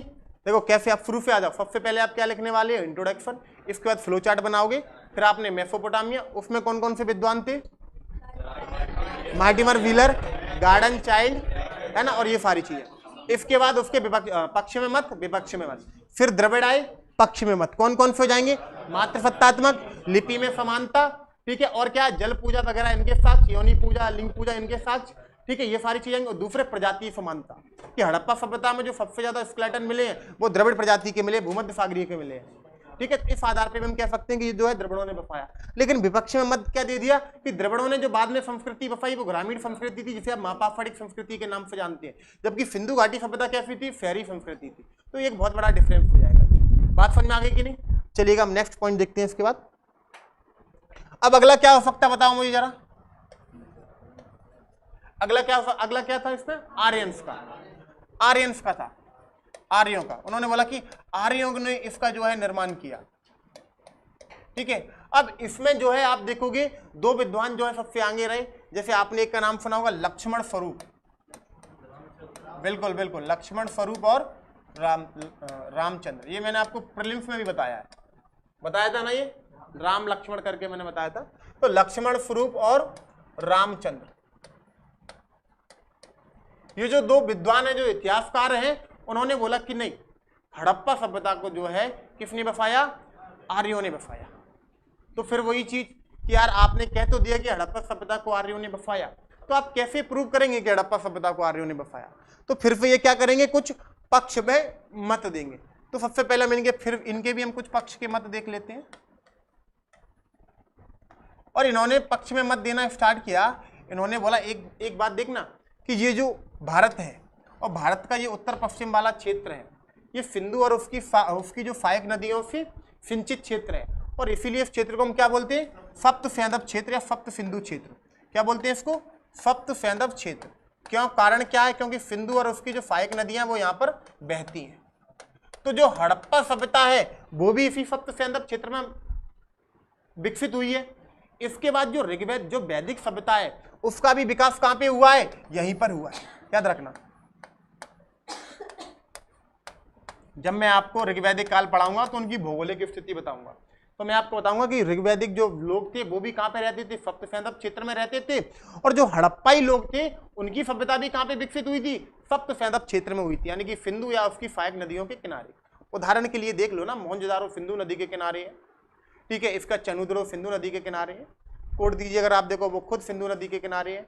इसके बाद अगर आप बात करोगे हड़प्पा की, वो रावी नदी के किनारे है, जबकि रावी नदी किसकी, सिंधु की सहायक नदी है। रोपड़ सतलज नदी के किनारे, वो भी सिंधु की सहायक नदी है ना। तो इसी आधार पर ये जो हड़प्पाई लोग थे उनकी भी सभ्यता कहां पे थी, सप्त सैंधव क्षेत्र में। और जो वैदिक सभ्यता है वो भी कहां से स्टार्ट हो रही है, सप्त सैंधव क्षेत्र से। तो उन्होंने बोला कि आर्यों की और जो आपकी, अगर मान लो ये जो हड़प्पाई लोग हैं, इन दोनों की भौगोलिक स्थिति कैसी है, समान है, ठीक है। तो पहली चीज क्या हो सकती है, लिख लो जल्दी से, भौगोलिक स्थिति। भौगोलिक स्थिति में समानता, दोनों ही किस कहां बसे हुए, सप्त सैंधव क्षेत्र में। लिख लीजिएगा जल्दी से। बिल्कुल हो सकता है निशा कटारिया जी की साउथ में जाने पर इनके पास इतने ज्यादा संसाधन ना हो तो ग्रामीण सिविलाइजेशन हो सकती है, बिल्कुल, इसलिए इन्होंने बसाई हो, बिल्कुल पॉसिबिलिटीज है। लेकिन अपन को इस चीज पे विवाद नहीं करना है, हमें इतिहासकारों के मतों से क्या, हम देख रहे हैं ना, हमने किसी का भी मत माना, किसी के हम पक्ष में दे रहे हैं उनके विपक्ष में भी दे रहे हैं, हमको आंसर राइटिंग करनी है। बात समझ में आ रही कि नहीं? और मैं आपको जितनी भी चीजें बता दूं कि सिंधु घाटी सभ्यता के बारे में कुछ भी क्लियर है ही नहीं है, लोगों ने सिर्फ अंदाजे लगाए सिंधु घाटी सभ्यता के बारे में, ऐसा रहा होगा। एक बात बताओ जी, जैसे ज्यादा मूर्तियां निकल गई इस पे आपने मात्र सत्तात्मक कह दी, हो सकता है पुरुषों की मूर्तियां अभी खोजी नहीं गई हो और एक्सकेवेशन करवाओ तब निकलेंगी। तो गुंजाइश तो हर चीज में है, लेकिन इतिहास मैंने आपको पहले दिन बताया था कि जब साक्ष्य मिल जाए तो फिर बात विवाद मत करना, क्योंकि इतिहास के दो ही स्तंभ है, एक तो साक्ष्य और दूसरा सीक्वेंस, क्रमबद्धता। बात समझ में आ गई कि नहीं? मुझे भी पता है कि वो चीज सही है, बात समझ में आ गई कि नहीं? इसमें हमने क्या बताया, पहले तो भौगोलिक क्षेत्र में समानता, कि दोनों ही जो है कहां रहते थे, सप्त सैंधव क्षेत्र, यानी कि जो उत्तर पश्चिम वाला क्षेत्र है, जो पंजाब वाला एरिया, कौन सा, हमारा पंजाब, जो पाकिस्तान वाला पंजाब, अगर मोटे तौर पे देखोगे तो वो वाला क्षेत्र आएगा, और सिंध वाला थोड़ा बहुत क्षेत्र आएगा, उसी को हमने क्या बोला है, सप्त सैंधव क्षेत्र। बात समझ में आ गई कि नहीं? और दोनों ही उस जगह पर रहे हैं। इसके बाद अगर आप बात करोगे भौगोलिक स्थिति के बाद अगर आप बात करोगे तो क्या हो सकता है, नेक्स्ट बताइएगा जरा। मैंने आपको कालीबंगा पढ़ाया, मैंने आपको मोहनजोदारो पढ़ाया, शायद मोहनजोदारो मैंने आपको नहीं बताया, कालीबंगा और लोथल में मैं आपको बता दूं तो क्या मिले हैं, अग्नि वेदिकाएं मिली हैं। क्या मिली है, फायर पिट्स, यानी कि अग्नि वेदिकाएं मिली।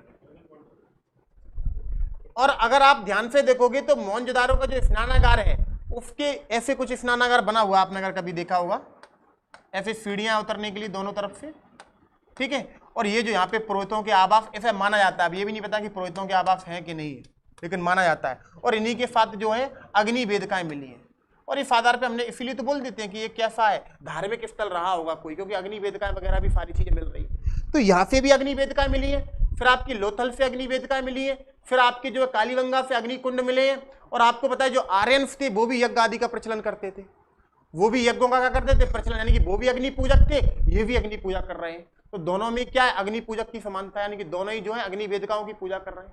तो आप पक्ष में ये डाल सकते हो पहली चीज तो कि दोनों ही लोग कैसे थे, अग्नि पूजक थे। लिख लीजिएगा अगला,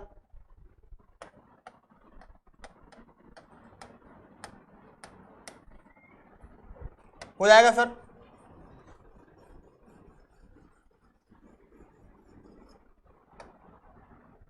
हो जाएगा साहब। क्या हुआ जीतू, क्यों हंस रहे हो? प्रीलिम्स की क्लास बनानी है ये भी।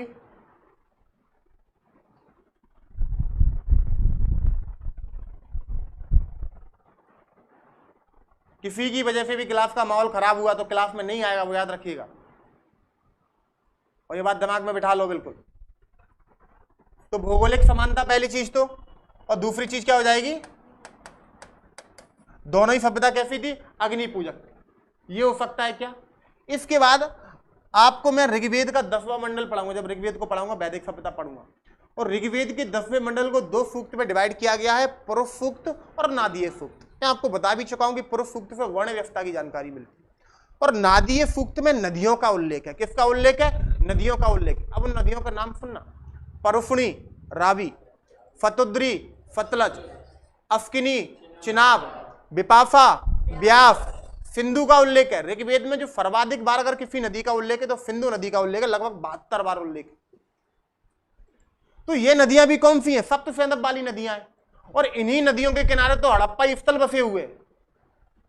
बताओ, सतलज के किनारे रोपड़, रावी के किनारे हड़प्पा, सिंधु के किनारे मोहनजोदारो। यही तो मैं बता रहा हूं,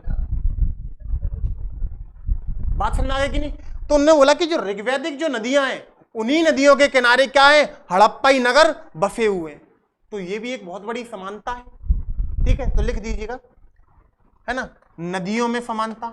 अब देखो मैं सिर्फ एडिंग डाल रहा हूं, लेकिन आपको इसको जो है खोलना है, खुद इसको खोलिएगा कि जो ऋग्वेद में जिन नदियों का उल्लेख मिला उन्हीं नदियों के किनारे क्या है, हड़प्पाई नगर भी बसे हुए हमको मिले। तो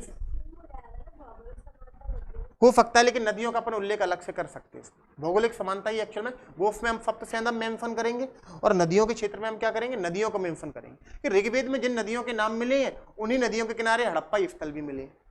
तो इस आधार पर कह सकते हैं कि हो सकता है इस सभ्यता को किसने बसाया हो, आर्यों ने बसाया हो, क्योंकि ऋग्वेद का संबंध किससे है, आर्यों से। ऋग्वेद के रचयिता किसको माना गया, आर्यों को माना गया। तो बात समझ पा रहे हैं कि नहीं। तो ये सारे इन्होंने पक्ष में मत दे दिए। इसके बाद फिर से वही चीज होगी, क्या, विपक्ष में मत आएंगे अब कुछ इसके। उन्होंने बोला कि चलो मान लिया कि आपने कह दिया कि ये जो है हड़प्पा वाले जो है, सॉरी जो आर्य जो है उन्होंने हड़प्पा सभ्यता को बसाया। अब चलिएगा एक बात और बताइएगा हमको कि यार कि जो आर्य हैं उनकी जो सोसाइटी है वो कैसी है, पितृसत्तात्मक, पैट्रियार्कल है। हमारी, हम कौन, लगभग आर्य है। अगर थोड़ा बहुत देखोगे तो हमारे अंदर डीएनए मिलेगा तो आर्यों का ही मिलेगा। तो हमसे क्या बोला, उन्होंने बोला कि आर्य कैसी है, पितृसत्तात्मक है। बात समझ में आ गई। जबकि आप हड़प्पाई जो समाज देख रहे हो उसका उल्लेख किस प्रकार से कर रहे हो, मातृसत्तात्मक समाज के ऊपर। तो उन्होंने बोला कि पहली चीज तो ये कि उनकी सोसाइटी में बहुत बड़ा डिफरेंस है। एक तरफ आप कह रहे हो कि हड़प्पाई समाज मातृसत्तात्मक है, और दूसरी तरफ आप कह रहे हो कि आर्यों ने हड़प्पा सभ्यता बसाई, जबकि हड़प्पा जो आर्यों का समाज है वो तो कैसा है, पितृसत्तात्मक है, पैट्रियार्कल है। तो क्या एक डिफरेंस हो सकता है क्या, लिख लीजिएगा इसमें, पितृसत्तात्मक एवं मातृसत्तात्मक समाज, पितृसत्तात्मक और मातृसत्तात्मक समाज। ये आपको पता होना चाहिए कि मातृसत्तात्मक समाज कौन सा है और पितृसत्तात्मक समाज कौन सा है। इसमें जबरदस्ती कंफ्यूज मत होइएगा। इसके बाद अगर बात करेंगे तो यार कि दोनों ही कैसे हैं, प्रकृति पूजक हैं। कैसे हैं दोनों, अच्छा अपन विपक्ष में दे रहे हैं ना, हाँ ये पक्ष में हो सकता है। अच्छा आप इसको भी लिख सकते हो पक्ष में भी इसको, कि दोनों ही प्रकृति पूजक हैं। हड़प्पा वाले भी पीपल, नदियां आदि अग्नि का पूजा कर रहे हैं, और आर्य भी देखोगे वो भी पर्वत पहाड़ सबको पूज रहे हैं। हाँ उसी में हो सकता है वो। इसके बाद अगर आप देखोगे, चलेगा, हड़प्पा से अगर आप देखोगे पूरी सिंधु घाटी सभ्यता से लोथल में एक घोड़े का खिलौना मिला है बस, है ना। टेराकोटा हॉर्स कहां से मिला है, लोथल से मिला है, खिलौना। दूसरी चीज सुरकोटदा, मैंने आपको एक जगह बताई थी कल, गुजरात में, नहीं पता शायद भूल गए, अब पता है तो फिर मैं पूछ लेता हूं, बताओ सुरकोटदा की खोज किसने की थी। वाह, चलो तुम बताओ, फजल अहमद ने किसकी खोज की थी? आप बता सकते हैं सर? पीछे। और ये फजल अहमद को अभी प्रश्न पूछा गया, कोड दीजिए, वही वाले 1955। देखो यार ऐसे मत करो, अगर मैंने कोई काम दिया तो उसको करके लाओ, है ना। कल पहले क्लास में तभी आना जब पहले सारी चीज करके लाना, ठीक है। या फिर तो आगे बढ़ते जाएंगे, पीछे का सब खत्म होता जाएगा। करिएगा आप, है ना, इसको कंप्लीट करके लाना कल। तो देख लो दूसरी चीज, अगर लोथल में मात्र घोड़े की एक मृण मूर्ति मिली, मट्टी की मूर्ति मिली, खिलौना मिला, इसके बाद सुरकोटदा में घोड़े का जबड़ा, जौ, दांत कह सकते हो जिसे आप, बस। इसके बाद पूरी हड़प्पा सभ्यता में कहीं भी घोड़े का साक्ष्य नहीं माना है, कहीं नहीं मिला है। और दूसरी चीज, घोड़ा का संबंध आर्यों के साथ जोड़ा जाता है कि जब आर्य भारत में पहली बार आए तो अपने साथ क्या लेके आए? घोड़े लेके आए।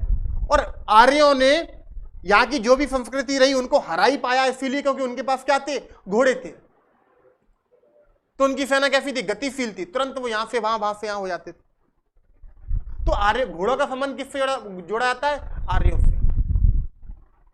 और हड़प्पा में घोड़ों के इतने ज्यादा क्या मिले हैं? साक्ष्य मिले ही नहीं है, ना किसी मोहर पे किसी घोड़े का चित्र मिला है।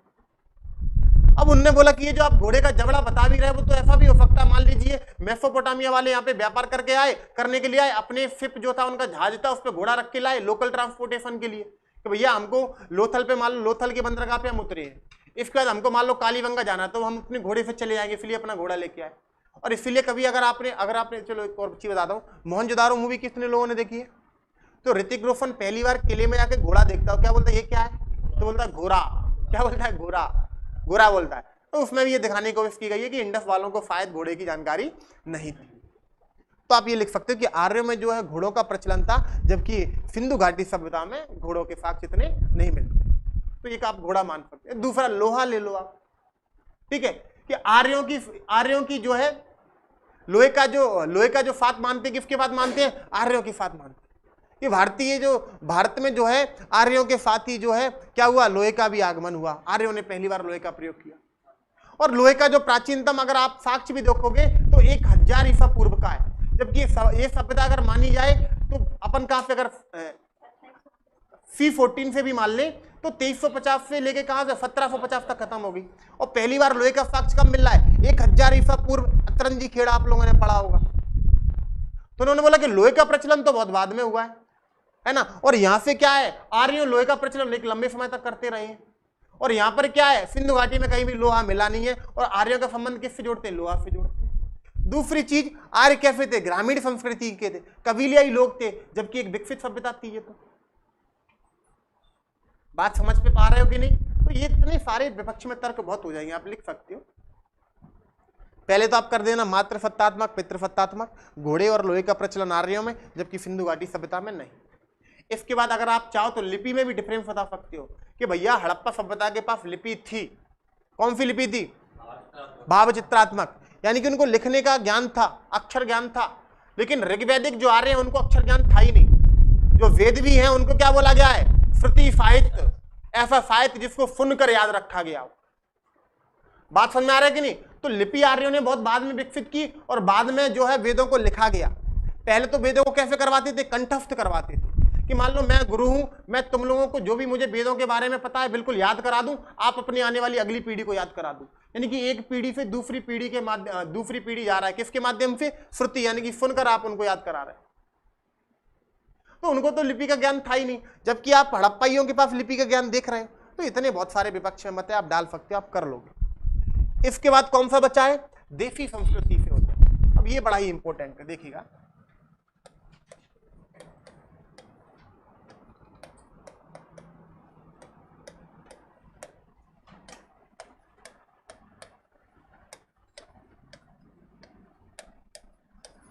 अब समझिएगा थोड़ा सा, देखिएगा। देशी संस्कृति से उद्भव। अब आपने समझना है, पहले मैं आपको थोड़ा सा पृष्ठभूमि तैयार करता हूं, तब आप ये समझ पाओगे कि पहले जब खुदाई हुई तब आपको मोहनजोदारो, हड़प्पा, ये बड़े बड़े नगर मिले। तो अभी मैं बता दूंगा, एक मिनट रुकिएगा। इसके समर्थक में लिख लीजिएगा पहले।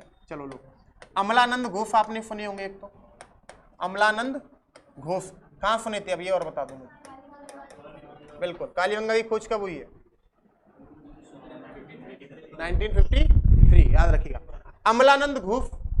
और राजस्थान में एक संस्कृति है जिसका आपने शायद नाम सुना हो, सोथी। ये प्रीलिम्स वालों ने तो सुना ही होगा, झूकर जाकर और सोथी। आवाज नहीं आ रही? हाँ, गूंज रही है।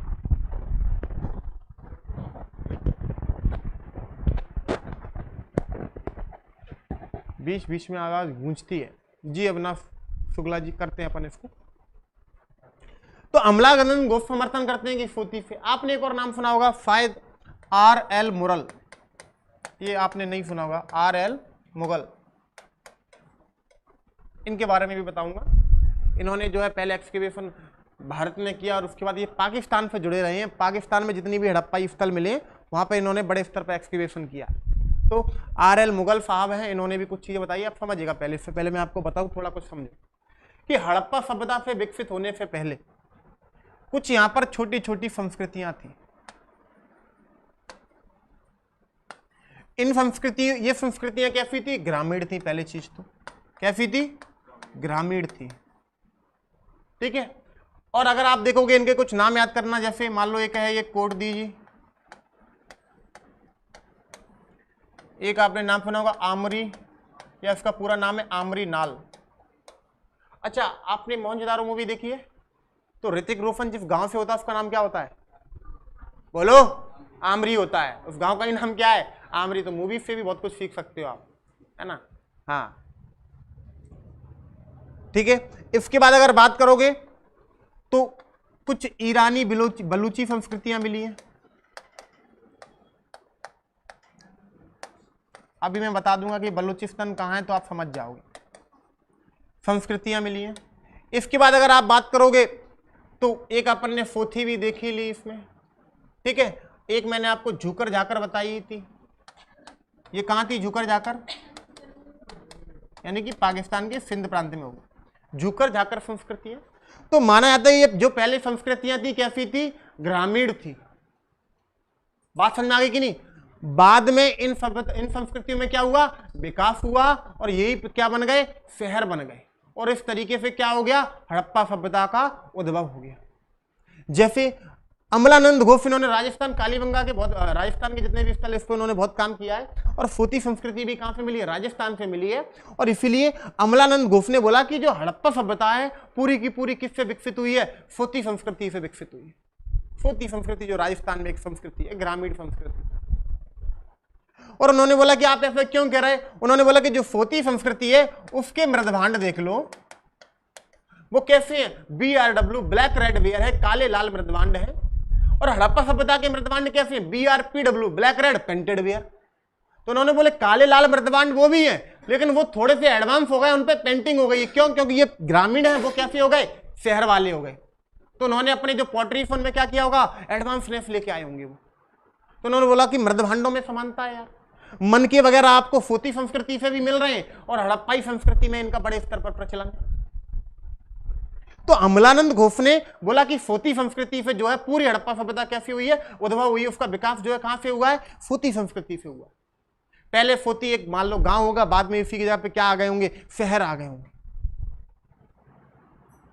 इसके बाद R.L. मुगल साहब आए।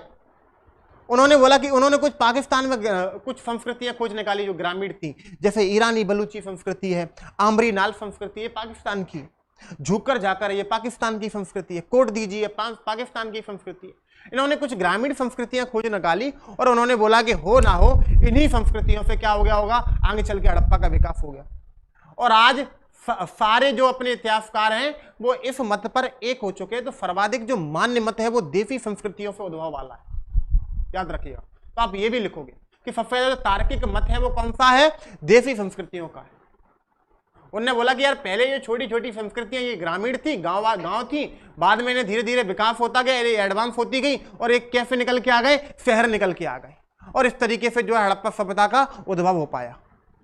और इस पर जो है सारे इतिहासकार अब एक मत भी हो चुके हैं। तो ये सर्वाधिक मान्य भी है। तो आप कुछ उदाहरण के लिए कुछ संस्कृतियों को याद रखोगे, झुककर जाकर, ईरानी बलूची, आमरी नाल, कोट दीजिए, सोती, और हो जाएगा आपका काम। ठीक है। समानताएं क्या थी कि एक से मृदभांड है और मृदभांड बहुत बड़ा साक्ष्य होता है, याद रखिएगा। कि मेरे घर में अगर कोई बर्तन है और बंटवारा हो गया, वही आधे बर्तन किसके घर में जाएंगे? मेरे भाई के घर में जाएंगे। और आप बता सकते हो कि ये दोनों जो है एक ही फैमिली से बिलोंग करते होंगे। देखो, तो मृदभांड एक बहुत बड़ा है। जैसे कभी भी चित्र धूपर मृदभांड कहां से भी मिलता है तो हम उसका संबंध वैदिक सभ्यता से जोड़ देते हैं, आर्यों से जोड़ देते हैं। कभी भी नॉर्थ ब्लैक पेंटेड वेयर मिलते हैं, नॉर्थ ब्लैक पॉलिश्ड वेयर मिलते हैं, उत्तरी काले पॉलिश्ड मृदभांड, तो उसका संबंध हम महाजनपद एरा से जोड़ देते हैं। कभी भी अगर आप देखोगे,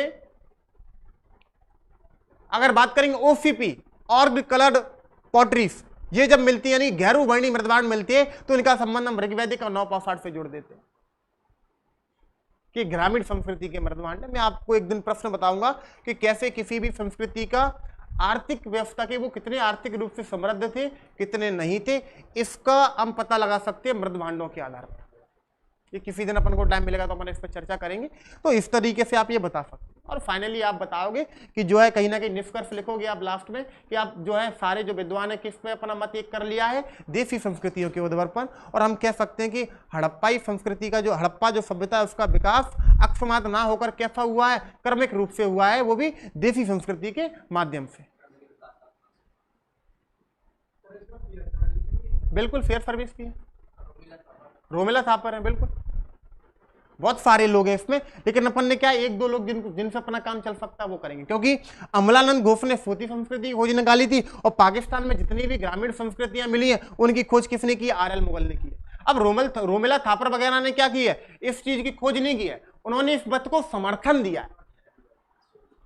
जैसे रोमिला थापर की आप बुक भी पढ़ोगे तो उसमें बोल रही है वो कि हड़प्पा सभ्यता को ना तो आर्यों ने बफाया, ना द्रविड़ों ने बफाया, ना किसी ने बफाया। ऑलरेडी यहाँ पे यहाँ पे जो संस्कृतियां थी, ग्रामीण संस्कृतियां, उनमें विकास हुआ। बाद में क्या निकल के आ गए? शहर निकल के आ गए। और होता भी यही है। अगर आप देखोगे ठाटीपुर आज भी लिखा रहता है गांव, कभी वो गांव था और आज वो एक शहर में आता है। कोई ना कोई काशी कभी गांव था, ये जितने भी काशी मगध ये सब क्या थे? गांव थे। बाद में क्या हो गए? बड़ी बड़ी सिटी हो गई। तो गांव में विकास हुआ, वो लोग एडवांस हुए, क्या हो गए? वो उन्होंने शहरों का निर्माण कर लिया। तो सबसे ज्यादा तार्किक इसी को मानते हैं, देसी संस्कृति के उद्भव को। सर अभी बैच में इंग्लिश मीडियम ले सकते हैं? बिल्कुल ले सकते हैं सर, वंदना जी ले सकते हैं एडमिशन। हाँ, माइक अच्छे से सेट करिएगा जी। अब ये आपका कंप्लीट हो गया हड़प्पा सभ्यता का उद्भव। अब मुझे ये बताओ, किसी को भी कोई प्रॉब्लम हो, क्योंकि आपके 10 मिनट बचे हैं और 10 मिनट में लास्ट में पूछूंगा कि कौन कैसे डिफाइन कर सकता है इसको। किसी की अब किसी भी प्रकार की कंफ्यूजन हो तो बता दो मुझे। और मैं फिर बता रहा हूं, मैं यहां पर किसी भी मत का पक्ष नहीं रख रहा हूं। मैंने अगर एक भी बार बोला कि आदित्य सर ऐसा लिख रहे हैं, क्या लिखा है इसमें? अमलानंद घोष, आर एल मुरल, इससे पहले डीडी कोफाम भी पढ़ाया था, कहीं लिखा है था आदित्य शर्मा, है ना? तो इसे मेरा व्यक्तिगत पक्ष मत मानिएगा। हम विद्वानों ने जो पक्ष दिए उनके आधार पर बात कर रहे हैं, ठीक है? इतिहास में कुछ भी पर्सनल नहीं होता है और कोई भी अच्छा इतिहासकार तब तक नहीं हो सकता है जब तक वो किसी भी पाक्षिक है, किसी भी पक्ष में है। वो आपको जो है एक निष्पक्ष होकर जब आप चीजों को देखोगे तभी आप इतिहास को पढ़ सकते हो। याद रखिए, जब आप बिल्कुल निष्पक्ष हो सकते हो। अगर आपके दिमाग में थोड़ा भी अपने धर्म, अपनी जाति के लिए पक्ष भाव आ गया तो कभी भी आप इतिहास का स्वरूप निकाल के ला ही नहीं सकते। जैसे अंग्रेज जो थे अपनी नस्लीय पक्ष से ग्रसित थे, यही कारण था कि वो हर चीज पश्चिम से जोड़ देते थे। कि सभ्यताओं का जो चलन हुआ वो भी पश्चिम से हुआ। उन्होंने बोल दिया कि नहीं मेसोपोटामिया। बात समझ रहे हो? जबकि कोई पॉसिबिलिटी ये पॉसिबल हो सकता है, बताइएगा मुझे। और उन्होंने बहुत सारे मत दिए, तर्क दिए। बताइएगा, आप किसी को कोई प्रश्न है तो आने दो अब जल्दी से। उर्वशी साहू मृदभांड के नाम बता दीजिएगा। मृदभांड मैंने प्रीलिम्स में बहुत सारी क्लासेस ली है, बहुत डिटेल में ली है, अलग अलग संस्कृति को। जीतू को सबसे अच्छे से याद भी मृदभांडी है ना? मृदभांडी याद है। जीतू बताओ, चलो मृदभांड बताओ सारे। ऑनलाइन वालों की कॉपी कौन चेक करेंगे? हम ही लोग करेंगे, राधा पाटीदार। हाँ, उसका क्या होगा कि जो भी हम आपको आंसर देंगे, जैसे आपको कल लिख के लाना है हड़प्पा सभ्यता का उद्भव। अब आप जब अपने घर पे लिखोगे उसके बाद उसकी फोटो निकालना, फोटो की पीडीएफ बनाना और पीडीएफ बना के उसको ग्रुप पे डाल देना। वो कॉपी हम चेक कर देंगे, क्या गलती है क्या सही है, वो सारी चीजें हम जो है आपको फिर से रिसेंड कर देंगे चेक करके। और इस प्रकार से ऑनलाइन वालों की कॉपी चेक हो जाएगी। अरे यार, अब इसका शाहिद खान इसके अपोजिट वाले पॉइंट तो बता दी। इसका कोई अपोजिट नहीं, इसको मान लिया मालिक, इसको एक्सेप्ट कर लिया, इसको देसी संस्कृति को सर्वाधिक मान्य है ये। यही बताया मैंने हर्षित सिंह जादव। सर हिस्ट्री के नोट सेंड करवा दीजिए। जी बिल्कुल सर, आप ऐप पर कुछ पूछना है तो कैसे करें? ऐप पर आपको लिंक मिल जाएगी, आप उस लिंक के थ्रू यूट्यूब में आप खोल लीजिएगा, है ना। हाँ, वहां आप जो है चैट वगैरह जो भी आपको डालना है, जो भी आपकी क्वेरीज है आप कर सकते हैं। चलो भैया अब थोड़ी सी अपन बिल्कुल क्या हाकरा, ये हाकरा चरण की जो संस्कृति वो भी एक देसी संस्कृति है, हाकरा संस्कृति उसे अपन बोलते हैं हाकरा चरण। अब देखो मैं आपको ऐसे बता देता हूँ हाकरा चरण ये शब्द कैसे आया आपको मैं ये भी बता देता हूँ। जैसे मान लीजिए, आप समझिएगा थोड़ा, मान लीजिए ये क्या है, या ये जो पहला स्तर है, ये पहला स्तर है, इसको अपन एक चरण भी बोल सकते हैं, पहला चरण है। यहां पर आपको मिलेंगी सिंधु घाटी सभ्यता के स्थल जो बहुत ज्यादा विकसित है। जब हम इसको खोज कर लेंगे, जब इसके नीचे और जाएंगे तो अगला स्तर आपको फिर मिलेगा, जो कैसा होगा, ग्रामीण होगा, क्योंकि पहले यहां पर ग्रामीण लोग रहते थे। यहां पर जो चीजें मिलेंगी ग्रामीण संस्कृति से संबंधित मिलेंगी। बाद में इन्हीं के ऊपर कौन लोग आ गए, वही लोग विकसित होगा, कैसे आ गए, मृदभांड वाले, वो सॉरी विकसित शहरी वाले लोग आ गए। तो ये चरण होता है, हाकरा चरण का मतलब है ग्रामीण चरण, यानी ग्रामीण संस्कृति के यहाँ पे साक्ष्य मिलते।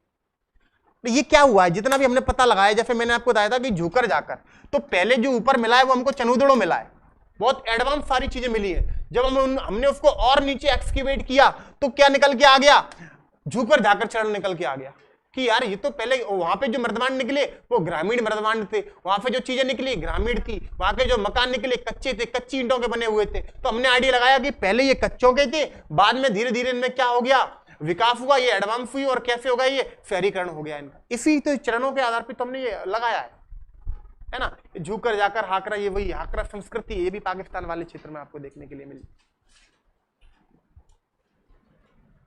बात समझ में आ पा रही कि नहीं? तो स्तर से हम पता लगा पा रहे हैं कि पहले ये कैसे कैसे विकसित हुआ। जैसे आप मान लीजिएगा कोई भी, जैसे आप बात करेंगे गंगा यमुना दोआब की, किसकी बात करेंगे, गंगा यमुना दोआब की। चलो अब ये बात चलिए तो थोड़ा सा क्लियर कर ही देता हूं मैं। गंगा यमुना दोआब की जैसे हम बात करेंगे तो आप देखोगे कि सबसे पहले अगर वहां पे कौन होंगे तो उत्तर वैदिक आर्य होंगे। कौन होंगे, लेटर वैदिक आर्य। अब ये कारण क्योंकि ऋग्वैदिक आर्य थे वो सप्त सैंधव क्षेत्र में थे, यानी कि उत्तरी पश्चिमी सीमा पे थे। पाकिस्तान वाला पंजाब, हमारा पंजाब, थोड़ा बहुत पाकिस्तान का सिंध वाला क्षेत्र है वो वाला सिंध प्रांत वाला क्षेत्र, वहां थे। उत्तर वैदिक काल में पहली बार जो है आर्य कहां पे आ गए, यहां से निकल के कहां गए, बीच में गंगा यमुना के मैदान में आ गए। ये मैं आपको उत्तर वैदिक काल की भौगोलिक स्थिति बताऊंगा, उसमें सारी चीजें बताई गई है कि विदत माधव नाम के एक व्यक्ति, उन्होंने विस्फरा नामक अग्नि को जो है अपने मुख में धारण किया और वो अग्नि का गोला निकला और जंगलों को साफ करते करते कहां तक, गंडक नदी यानी कि फदा नीरा नदी में जाके बुझ गया, यानी कि यहां तक का जंगल क्या हो गया, साफ हो गया। और अब जो है जो वैदिक आर्य थी, जो ऋग्वैदिक आर्य थे, वो सप्त सैंधव क्षेत्र से आगे बढ़ के कहां चले गए, उत्तर जो आपकी गंगा यमुना वाला क्षेत्र यानी कि मगध वाले क्षेत्र तक जो है वो आ चुके थे, गंडक नदी। यही कारण है इतने तक के क्षेत्र को आर्य क्षेत्र बोलते थे और इसके बाद के क्षेत्र को अनार्य बोलते थे। इसीलिए अथर्ववेद में मगध के लिए एक शब्द आया व्रात्य, जो कि अनार्य, जो कि निम्न कुल का है। बात समझना, ये अपन सारी चीजें बहुत डिटेल में पढ़ेंगे, अभी इतना परेशान नहीं होना है, ठीक है। मैं आपको क्या बता रहा था, स्तर वाली बात बता रहा था, थोड़ा समझिएगा कि यहां पे अगर आप देखोगे ये वाला क्षेत्र मान लिया जाए तो सबसे पहले यहां पे क्या होगा, लेटर वैदिक पीरियड होगा। तो पहले चरण की अब उसके बाद क्या आया होगा इससे बताओ मुझे जरा। लेटर वैदिक के बाद आया होगा यहाँ पे महाजनपद एरा वाला टाइम आया होगा। अरे लेटर वैदिक पीरियड के बाद क्या आया, महाजनपद काल आया। महाजनपद के बाद मगध वाला काल आया आपका कि भैया जो है हर एक डायनेस्टी, यानी कि फिर साक्ष्य हर एक डायनेस्टी के आए होंगे वहां पर। उसके बाद किसके आए होंगे, हर एक डायनेस्टी के बाद कौन आया था, शिशुनाग वंश आया था। उसके बाद आपने देखा नंद वंश आया, नंदों के बाद मौर्य आए, है ना, मौर्यों के बाद शुंग आए, शुंगों के बाद अगर आप देखोगे ये कुफाण वगैरह ये सारे लोग आए, फिर फाइनली गुप्त आ गए वहां पर। गुप्ता के बाद हर्षवर्धन का टाइम आया, हर्षवर्धन के बाद राजपूत काल यानी गुर्जर प्रतिहार वाला क्षेत्र रहा है। उसके बाद अगर आप देखोगे तो फिर मुस्लिम लोग आने लगे, दिल्ली सल्तनत मुस्लिम साक्ष्य मिलना स्टार्ट करेंगे। उसके बाद देखोगे तो आप मुस्लिमों के बाद कौन आएंगे, मुगल आ जाएंगे, है ना, सल्तनत काल के बाद मुगल काल आ जाएगा। उसके बाद अगर आप देखोगे अंग्रेज आ जाएंगे और अंग्रेजों के फाइनली अभी हम लोग रह रहे हैं। अब देखना सबसे पहले हमारी चीजें मिलेंगी गंगा यमुना वाले क्षेत्र में। थोड़ी और नीचे खुदाई करोगे तो किसकी निकलेंगी, अंग्रेजों की निकलेंगी। थोड़ा और खुदाई करोगे मुगलों की निकलेगी। थोड़ा और खुदाई करोगे किसकी निकलेगी, और ऐसे जब आप खुदाई करते करते आओगे तो नीचे जाके उत्तर वैदिक काल की चीजें निकलेंगी। तो जितने भी ये लेडर वैदिक पीरियड के जो आपको ये पीजीडब्ल्यू मिलते हैं वो इस तरह की खुदाई करने के बाद ही नीचे से मिलते हैं। फुंग काल की जानकारी, पहले फुंग काल की चीजें मिलेंगी, फिर उसके बाद अगर आप देखोगे और नीचे जाओगे तो मौर्य काल की जानकारी मिल जाएगी, और नीचे जाओगे आप तो नंद काल की जानकारी मिल, ऐसे ही है सर, ऐसे इतिहासकार खोजते हैं। कौशाम्बी की जो पूरी जो खोज हुई है इसी तरीके से हुई है। इसी को बोलते हैं चरणबद्ध खुदाई या स्तरबद्ध खुदाई, यानी कि संस्तरों से हम जो साक्ष्य निकाल रहे हैं। बात समझ पा रहे हो कि नहीं? तो ये चीज है, लेकिन आपके मतलब की चीजें नहीं है, ये पीएचडी वाले लोगों की चीजों का मतलब, आपका इसका कोई रोल ही नहीं है। यूपीएससी में भी कोई उन चीजों पे नहीं जाता है। आपने सिंपल से याद रखना कि कैसे उद्भव हुआ है, बस पक्ष और विपक्ष, क्योंकि आपने सिलेक्शन लेना, ज्ञानी नहीं बनना। ज्ञानी लोग मास्टर बन जाते हैं, कलेक्टर कभी नहीं बनते, याद रखिएगा, ठीक है? तो लिमिटेड पढ़िएगा जो आपके काम आने वाला है वो, और किसी भी सब्जेक्ट में एकदम बह नहीं जाना है। सारे सब्जेक्ट जो है अपने समान रूप से चला रखिएगा, ठीक है? और कोई प्रश्न किसी का जल्दी से बताओ, 5 मिनट रह गए। इसको 5 मार्कर्स में कैसे लिख सकते हैं? ये क्या था? हड़प्पा सभ्यता का उद्भव। तो सिंपल सा आपको पैराग्राफ फॉर्म में लिखना पड़ेगा। ये मैंने आपको 11 मार्क्स में बताया। अगर आप पैराग्राफ में लिखोगे तो आपकी भूमिका हट जाएगी, फ्लो चार्ट हट जाएगा, निष्कर्ष आप चाहो तो लिख सकते हो, फिर भी उसमें 5 नंबर में सीधा लिखना स्टार्ट करो कि भैया कुछ लोग क्या मानते हैं मेसोपोटामिया, ये लोग एक लाइन में, फिर ये लोग 5-6 लाइन में आपका कंप्लीट हो जाएगा। लेकिन एक कोशिश करना एक आधा लाइन में उसको कंप्लीट करें, क्योंकि मेरा ये फॉर्मेट था, ये किस नंबर का? 11 मार्क्स का था। अब वो आप जो बता रहे हैं मैं बता, चलो मैं आपको उसकी भी बात कर लेता हूँ। अगर इसे 5 नंबर में लिखना है तो सबसे पहले आप एक लाइन में उसकी बता सकते भूमिका की ऐसी चीज थी कि भैया इनका लिपि नहीं पढ़ी गई तो साहित्यिक जानकारी नहीं मिलती है, इस आधार पर जितना भी हमारे पास जो जानकारी का स्रोत है वो क्या है? पुरातात्विक है। पहली लाइन खत्म। इसका लिखना स्टार्ट करोगे, कुछ विद्वान मेसोपोटामिया से उद्भव मानते हैं और 1-2 साक्ष्य, और ये विपक्ष में मत। कुछ विद्वान इनका जो द्रविड़, कुछ विद्वान आर्य, और फाइनली यह बता दो कि जो ज्यादातर जो विद्वान अब इस बात पे एक मत हो चुके हैं कि भैया इनका जो विकास है किस संस्कृति से हुआ है? देसी संस्कृतियों से हुआ है। खत्म कर दो अपना आंसर, कोई दिक्कत नहीं है इसमें। अच्छा, अब आपको इस आंसर को कल 5 नंबर में भी लिख के लाना है 11 के साथ, ठीक है? देखो 11 मार्क्स में मैंने बता दिया, आप लिख लोगे, इसमें तुम्हारी स्किल नहीं है। 5 नंबर में तुम लिख के लाओगे, ये तुम्हारी स्किल है, ठीक है? तो कल जिन लोगों ने 3 वर्ड्स में नहीं किए थे, वो 3 मार्क्स में नहीं किए थे, वो कंप्लीट करके लाएंगे अपने। इसके बाद ये वाले क्वेश्चन को 11 मार्क्स में आप खुद फॉर्मेट करेंगे, और इसके बाद जो है इसी क्वेश्चन को 5 नंबर में आप लिखेंगे। अब इसके बाद अब मेरा नंबर है, थोड़ा समझिएगा। हिस्ट्री का कोर्स कब तक कंप्लीट होगा? अरे स्टार्ट तो करने दो यार। पूजा जी जल्दी हो जाएगा, आपके एग्जाम से पहले करवा देंगे, और क्लास में आप रहेंगी तो चीजें आपको टिप्स पर याद हो जाएंगी। आपने बताना, चलो हड़प्पा सभ्यता का उद्भव, पॉइंट्स बताना बस।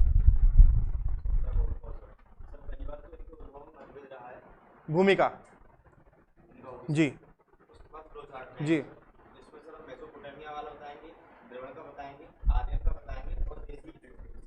अब द्रविड़ों के लिए पक्ष में मत, द्रविड़ों के लिए पक्ष में मत।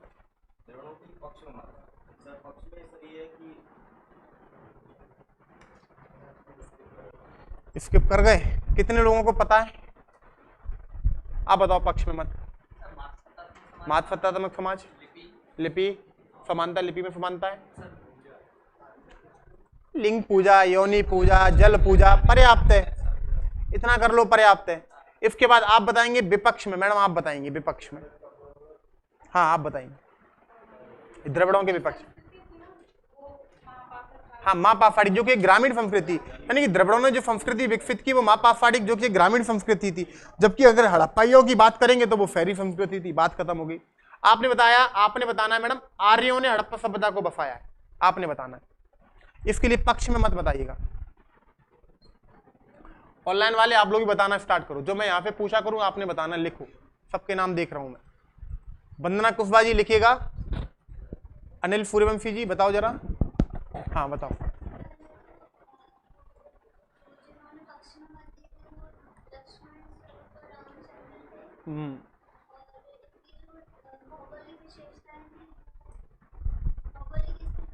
समान थी, भौगोलिक क्षेत्र में समानता थी, क्योंकि दोनों ही संस्कृतियां कहाँ हैं?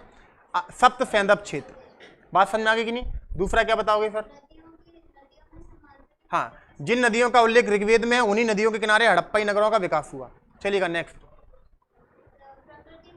हाँ, अग्नि पूजक कह सकते हो, तो ये लोथल और कहां से? कालीबंगा से अपन को अग्नि वेदिकाएं मिल रही हैं, और अग्नि पूजा तो कौन करते थे? आर्य भी करते थे, क्योंकि यज्ञ आदि का प्रचलन उनमें भी था। तो इस तरीके से आप इसको कंप्लीट करेंगे। आप विपक्ष में बताएंगे सर पीछे। हाँ, ये हमारे मित्र हैं, है ना, बताइएगा। घोड़े का प्रयोग जी, लोहे का प्रयोग। हाँ, और कुछ समाज बता दीजिएगा। क्या पता, पितृफत्तात्मक और मातृफत्तात्मक। दूसरी चीज जो सबसे इंपॉर्टेंट है कि सभ्यताएं, एक नगरीय सभ्यता है हड़प्पा सभ्यता, जबकि आर्यों ने जो सभ्यता बसाई वो कैसी है? ग्रामीण है। अरे आर्यों का जीवन कबीलाई है। प्रारंभिक अगर आर्य देखोगे तुम, ऋग्वैदिक आर्य देखोगे तो कबीलाई नहीं कहोगे तो अर्ध कबीलाई तो है ही, वो अर्ध यावर है वो, कि पशुपालन का महत्व है ना कि कृषि का। और यहाँ पर आपको विकसित कृषि, व्यापार, सारी चीजें मिल रही है, यानी एडवांस लेवल का कल्चर। तो ये सारी चीज बता के आप विपक्ष में बता सकते हो। आपने मेसोपोटामिया के पक्ष में बताना है और साथ ही में बताने के कौन कौन से इतिहासकार थे इन्होंने ये मत का समर्थन किया। जी हाँ, चलो कोई बात नहीं।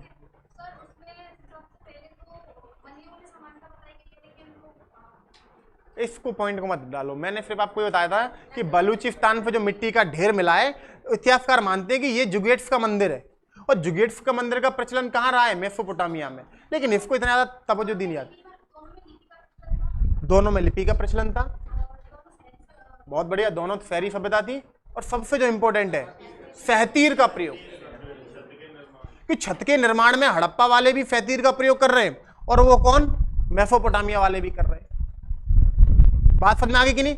दूसरी चीज आपने बताना है, आप बताएंगे सर सबसे पीछे, आपने बताना है कि मेसोपोटामिया विपक्ष में तर्क दीजिएगा आप। बहुत बढ़िया, सुव्यवस्थित थी। बहुत बढ़िया, बहुत बढ़िया। रानी ब्रजवासी, राधा पाटीदार, दीपिका खत्री, पूजा सिंह, वंदना रावत, हर्षित सिंह। हाँ जी, कीलाक्षर, क्यूनिफॉर्म, कीलाक्षर, ठीक है। और सील्स में, मोहर में अंतर देखो, उनकी मोहर कैसी थी? बेलनाकार, सिलिंड्रिकल। हमारी कैसी थी? वर्गाकार और आयताकार। नहीं, अंतर, बहुत अंतर। धार्मिक स्थल, वहां पर हर जगह जुगेट्स के मंदिर मिले, और यहां पर धार्मिक स्थल का अभाव है। हो जाएगा सर। कच्ची ईंटों का प्रयोग कर रहे हैं हम, भवन निर्माण में पक्की ईंटों का प्रयोग कर रहे हैं। बहुत सारे डिफरेंसेस। इसके बाद कपिल बताएंगे। अब कपिल बताएंगे देसी संस्कृतियों के बारे में। बताओ, अच्छे से समझाना।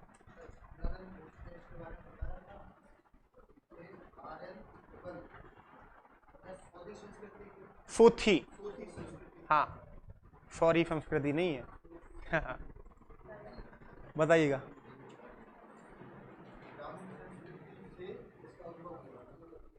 कुछ ग्रामीण संस्कृतियों के एग्जांपल दीजिएगा, कोड दीजिए। आमरी नाल जी, कोड दीजिए। है आमरी नाल है, झुककर जाकर है, हाकरा बता दिए भी मैडम ने एक। तो बहुत सारी संस्कृतियां हैं, बाद में इन्हीं का विकास हुआ और सारी चीजें। और इन संस्कृतियों के अगर मृदभांड देखोगे वो भी कैसे काले लाल मृदभांड है, और इन्हीं मृदभांडों का लगभग प्रचलन कहाँ हो रहा है? हड़प्पा सभ्यता में। बस ये मृदभांड थोड़े से हड़प्पा सभ्यता में एडवांस हो गए, क्योंकि उनमें पेंटिंग भी आ गई। BRPW हो गया, यानी कि काले लाल चित्रित मृदभांड या पेंटेड मृदभांड, जिसको आप कह सकते हो। क्या? Black red painted ware, BRPW। हाँ, काले लाल चित्रित मृदभांड। बात समझ में आ गई कि नहीं? तो आप ये सब कर लोगे ना, कोई दिक्कत तो नहीं है इस क्वेश्चन में, बहुत सिंपल सा है ना। हाँ, अब देखना भैया, लिख के जरूर लाना। आज जो भी ये बोल रहा था कि मैंने 3 मार्क्स में नहीं आया, कल मत बोलेगा कोई भी, है ना। ये RL मुरल और अमलानंद घोष, इन 2 लोगों को याद रखिएगा आप, इंपॉर्टेंट है। सहतीर को क्या बोलते हैं यार? वो सहतीर की लड़की, सहतीर को क्या बोलते हैं इंग्लिश में? अरे यार, आपने बहुत सारे आज भी खिड़कियां वगैरह देखी होंगी। चलो इंग्लिश मीडियम वाले ये बताएंगे, ऑनलाइन वाले, सहतीर को इंग्लिश में क्या बोलते हैं? कोई इंग्लिश मीडियम वाला नहीं है? नहीं, मैपल्ली अलग होता है। अभी बताएंगे, कोई ना कोई तो आएगा ही। सागौन अलग होता है। चलो देख लेना, सपेता नहीं है कुछ भी नहीं। चलो देख लेते हैं।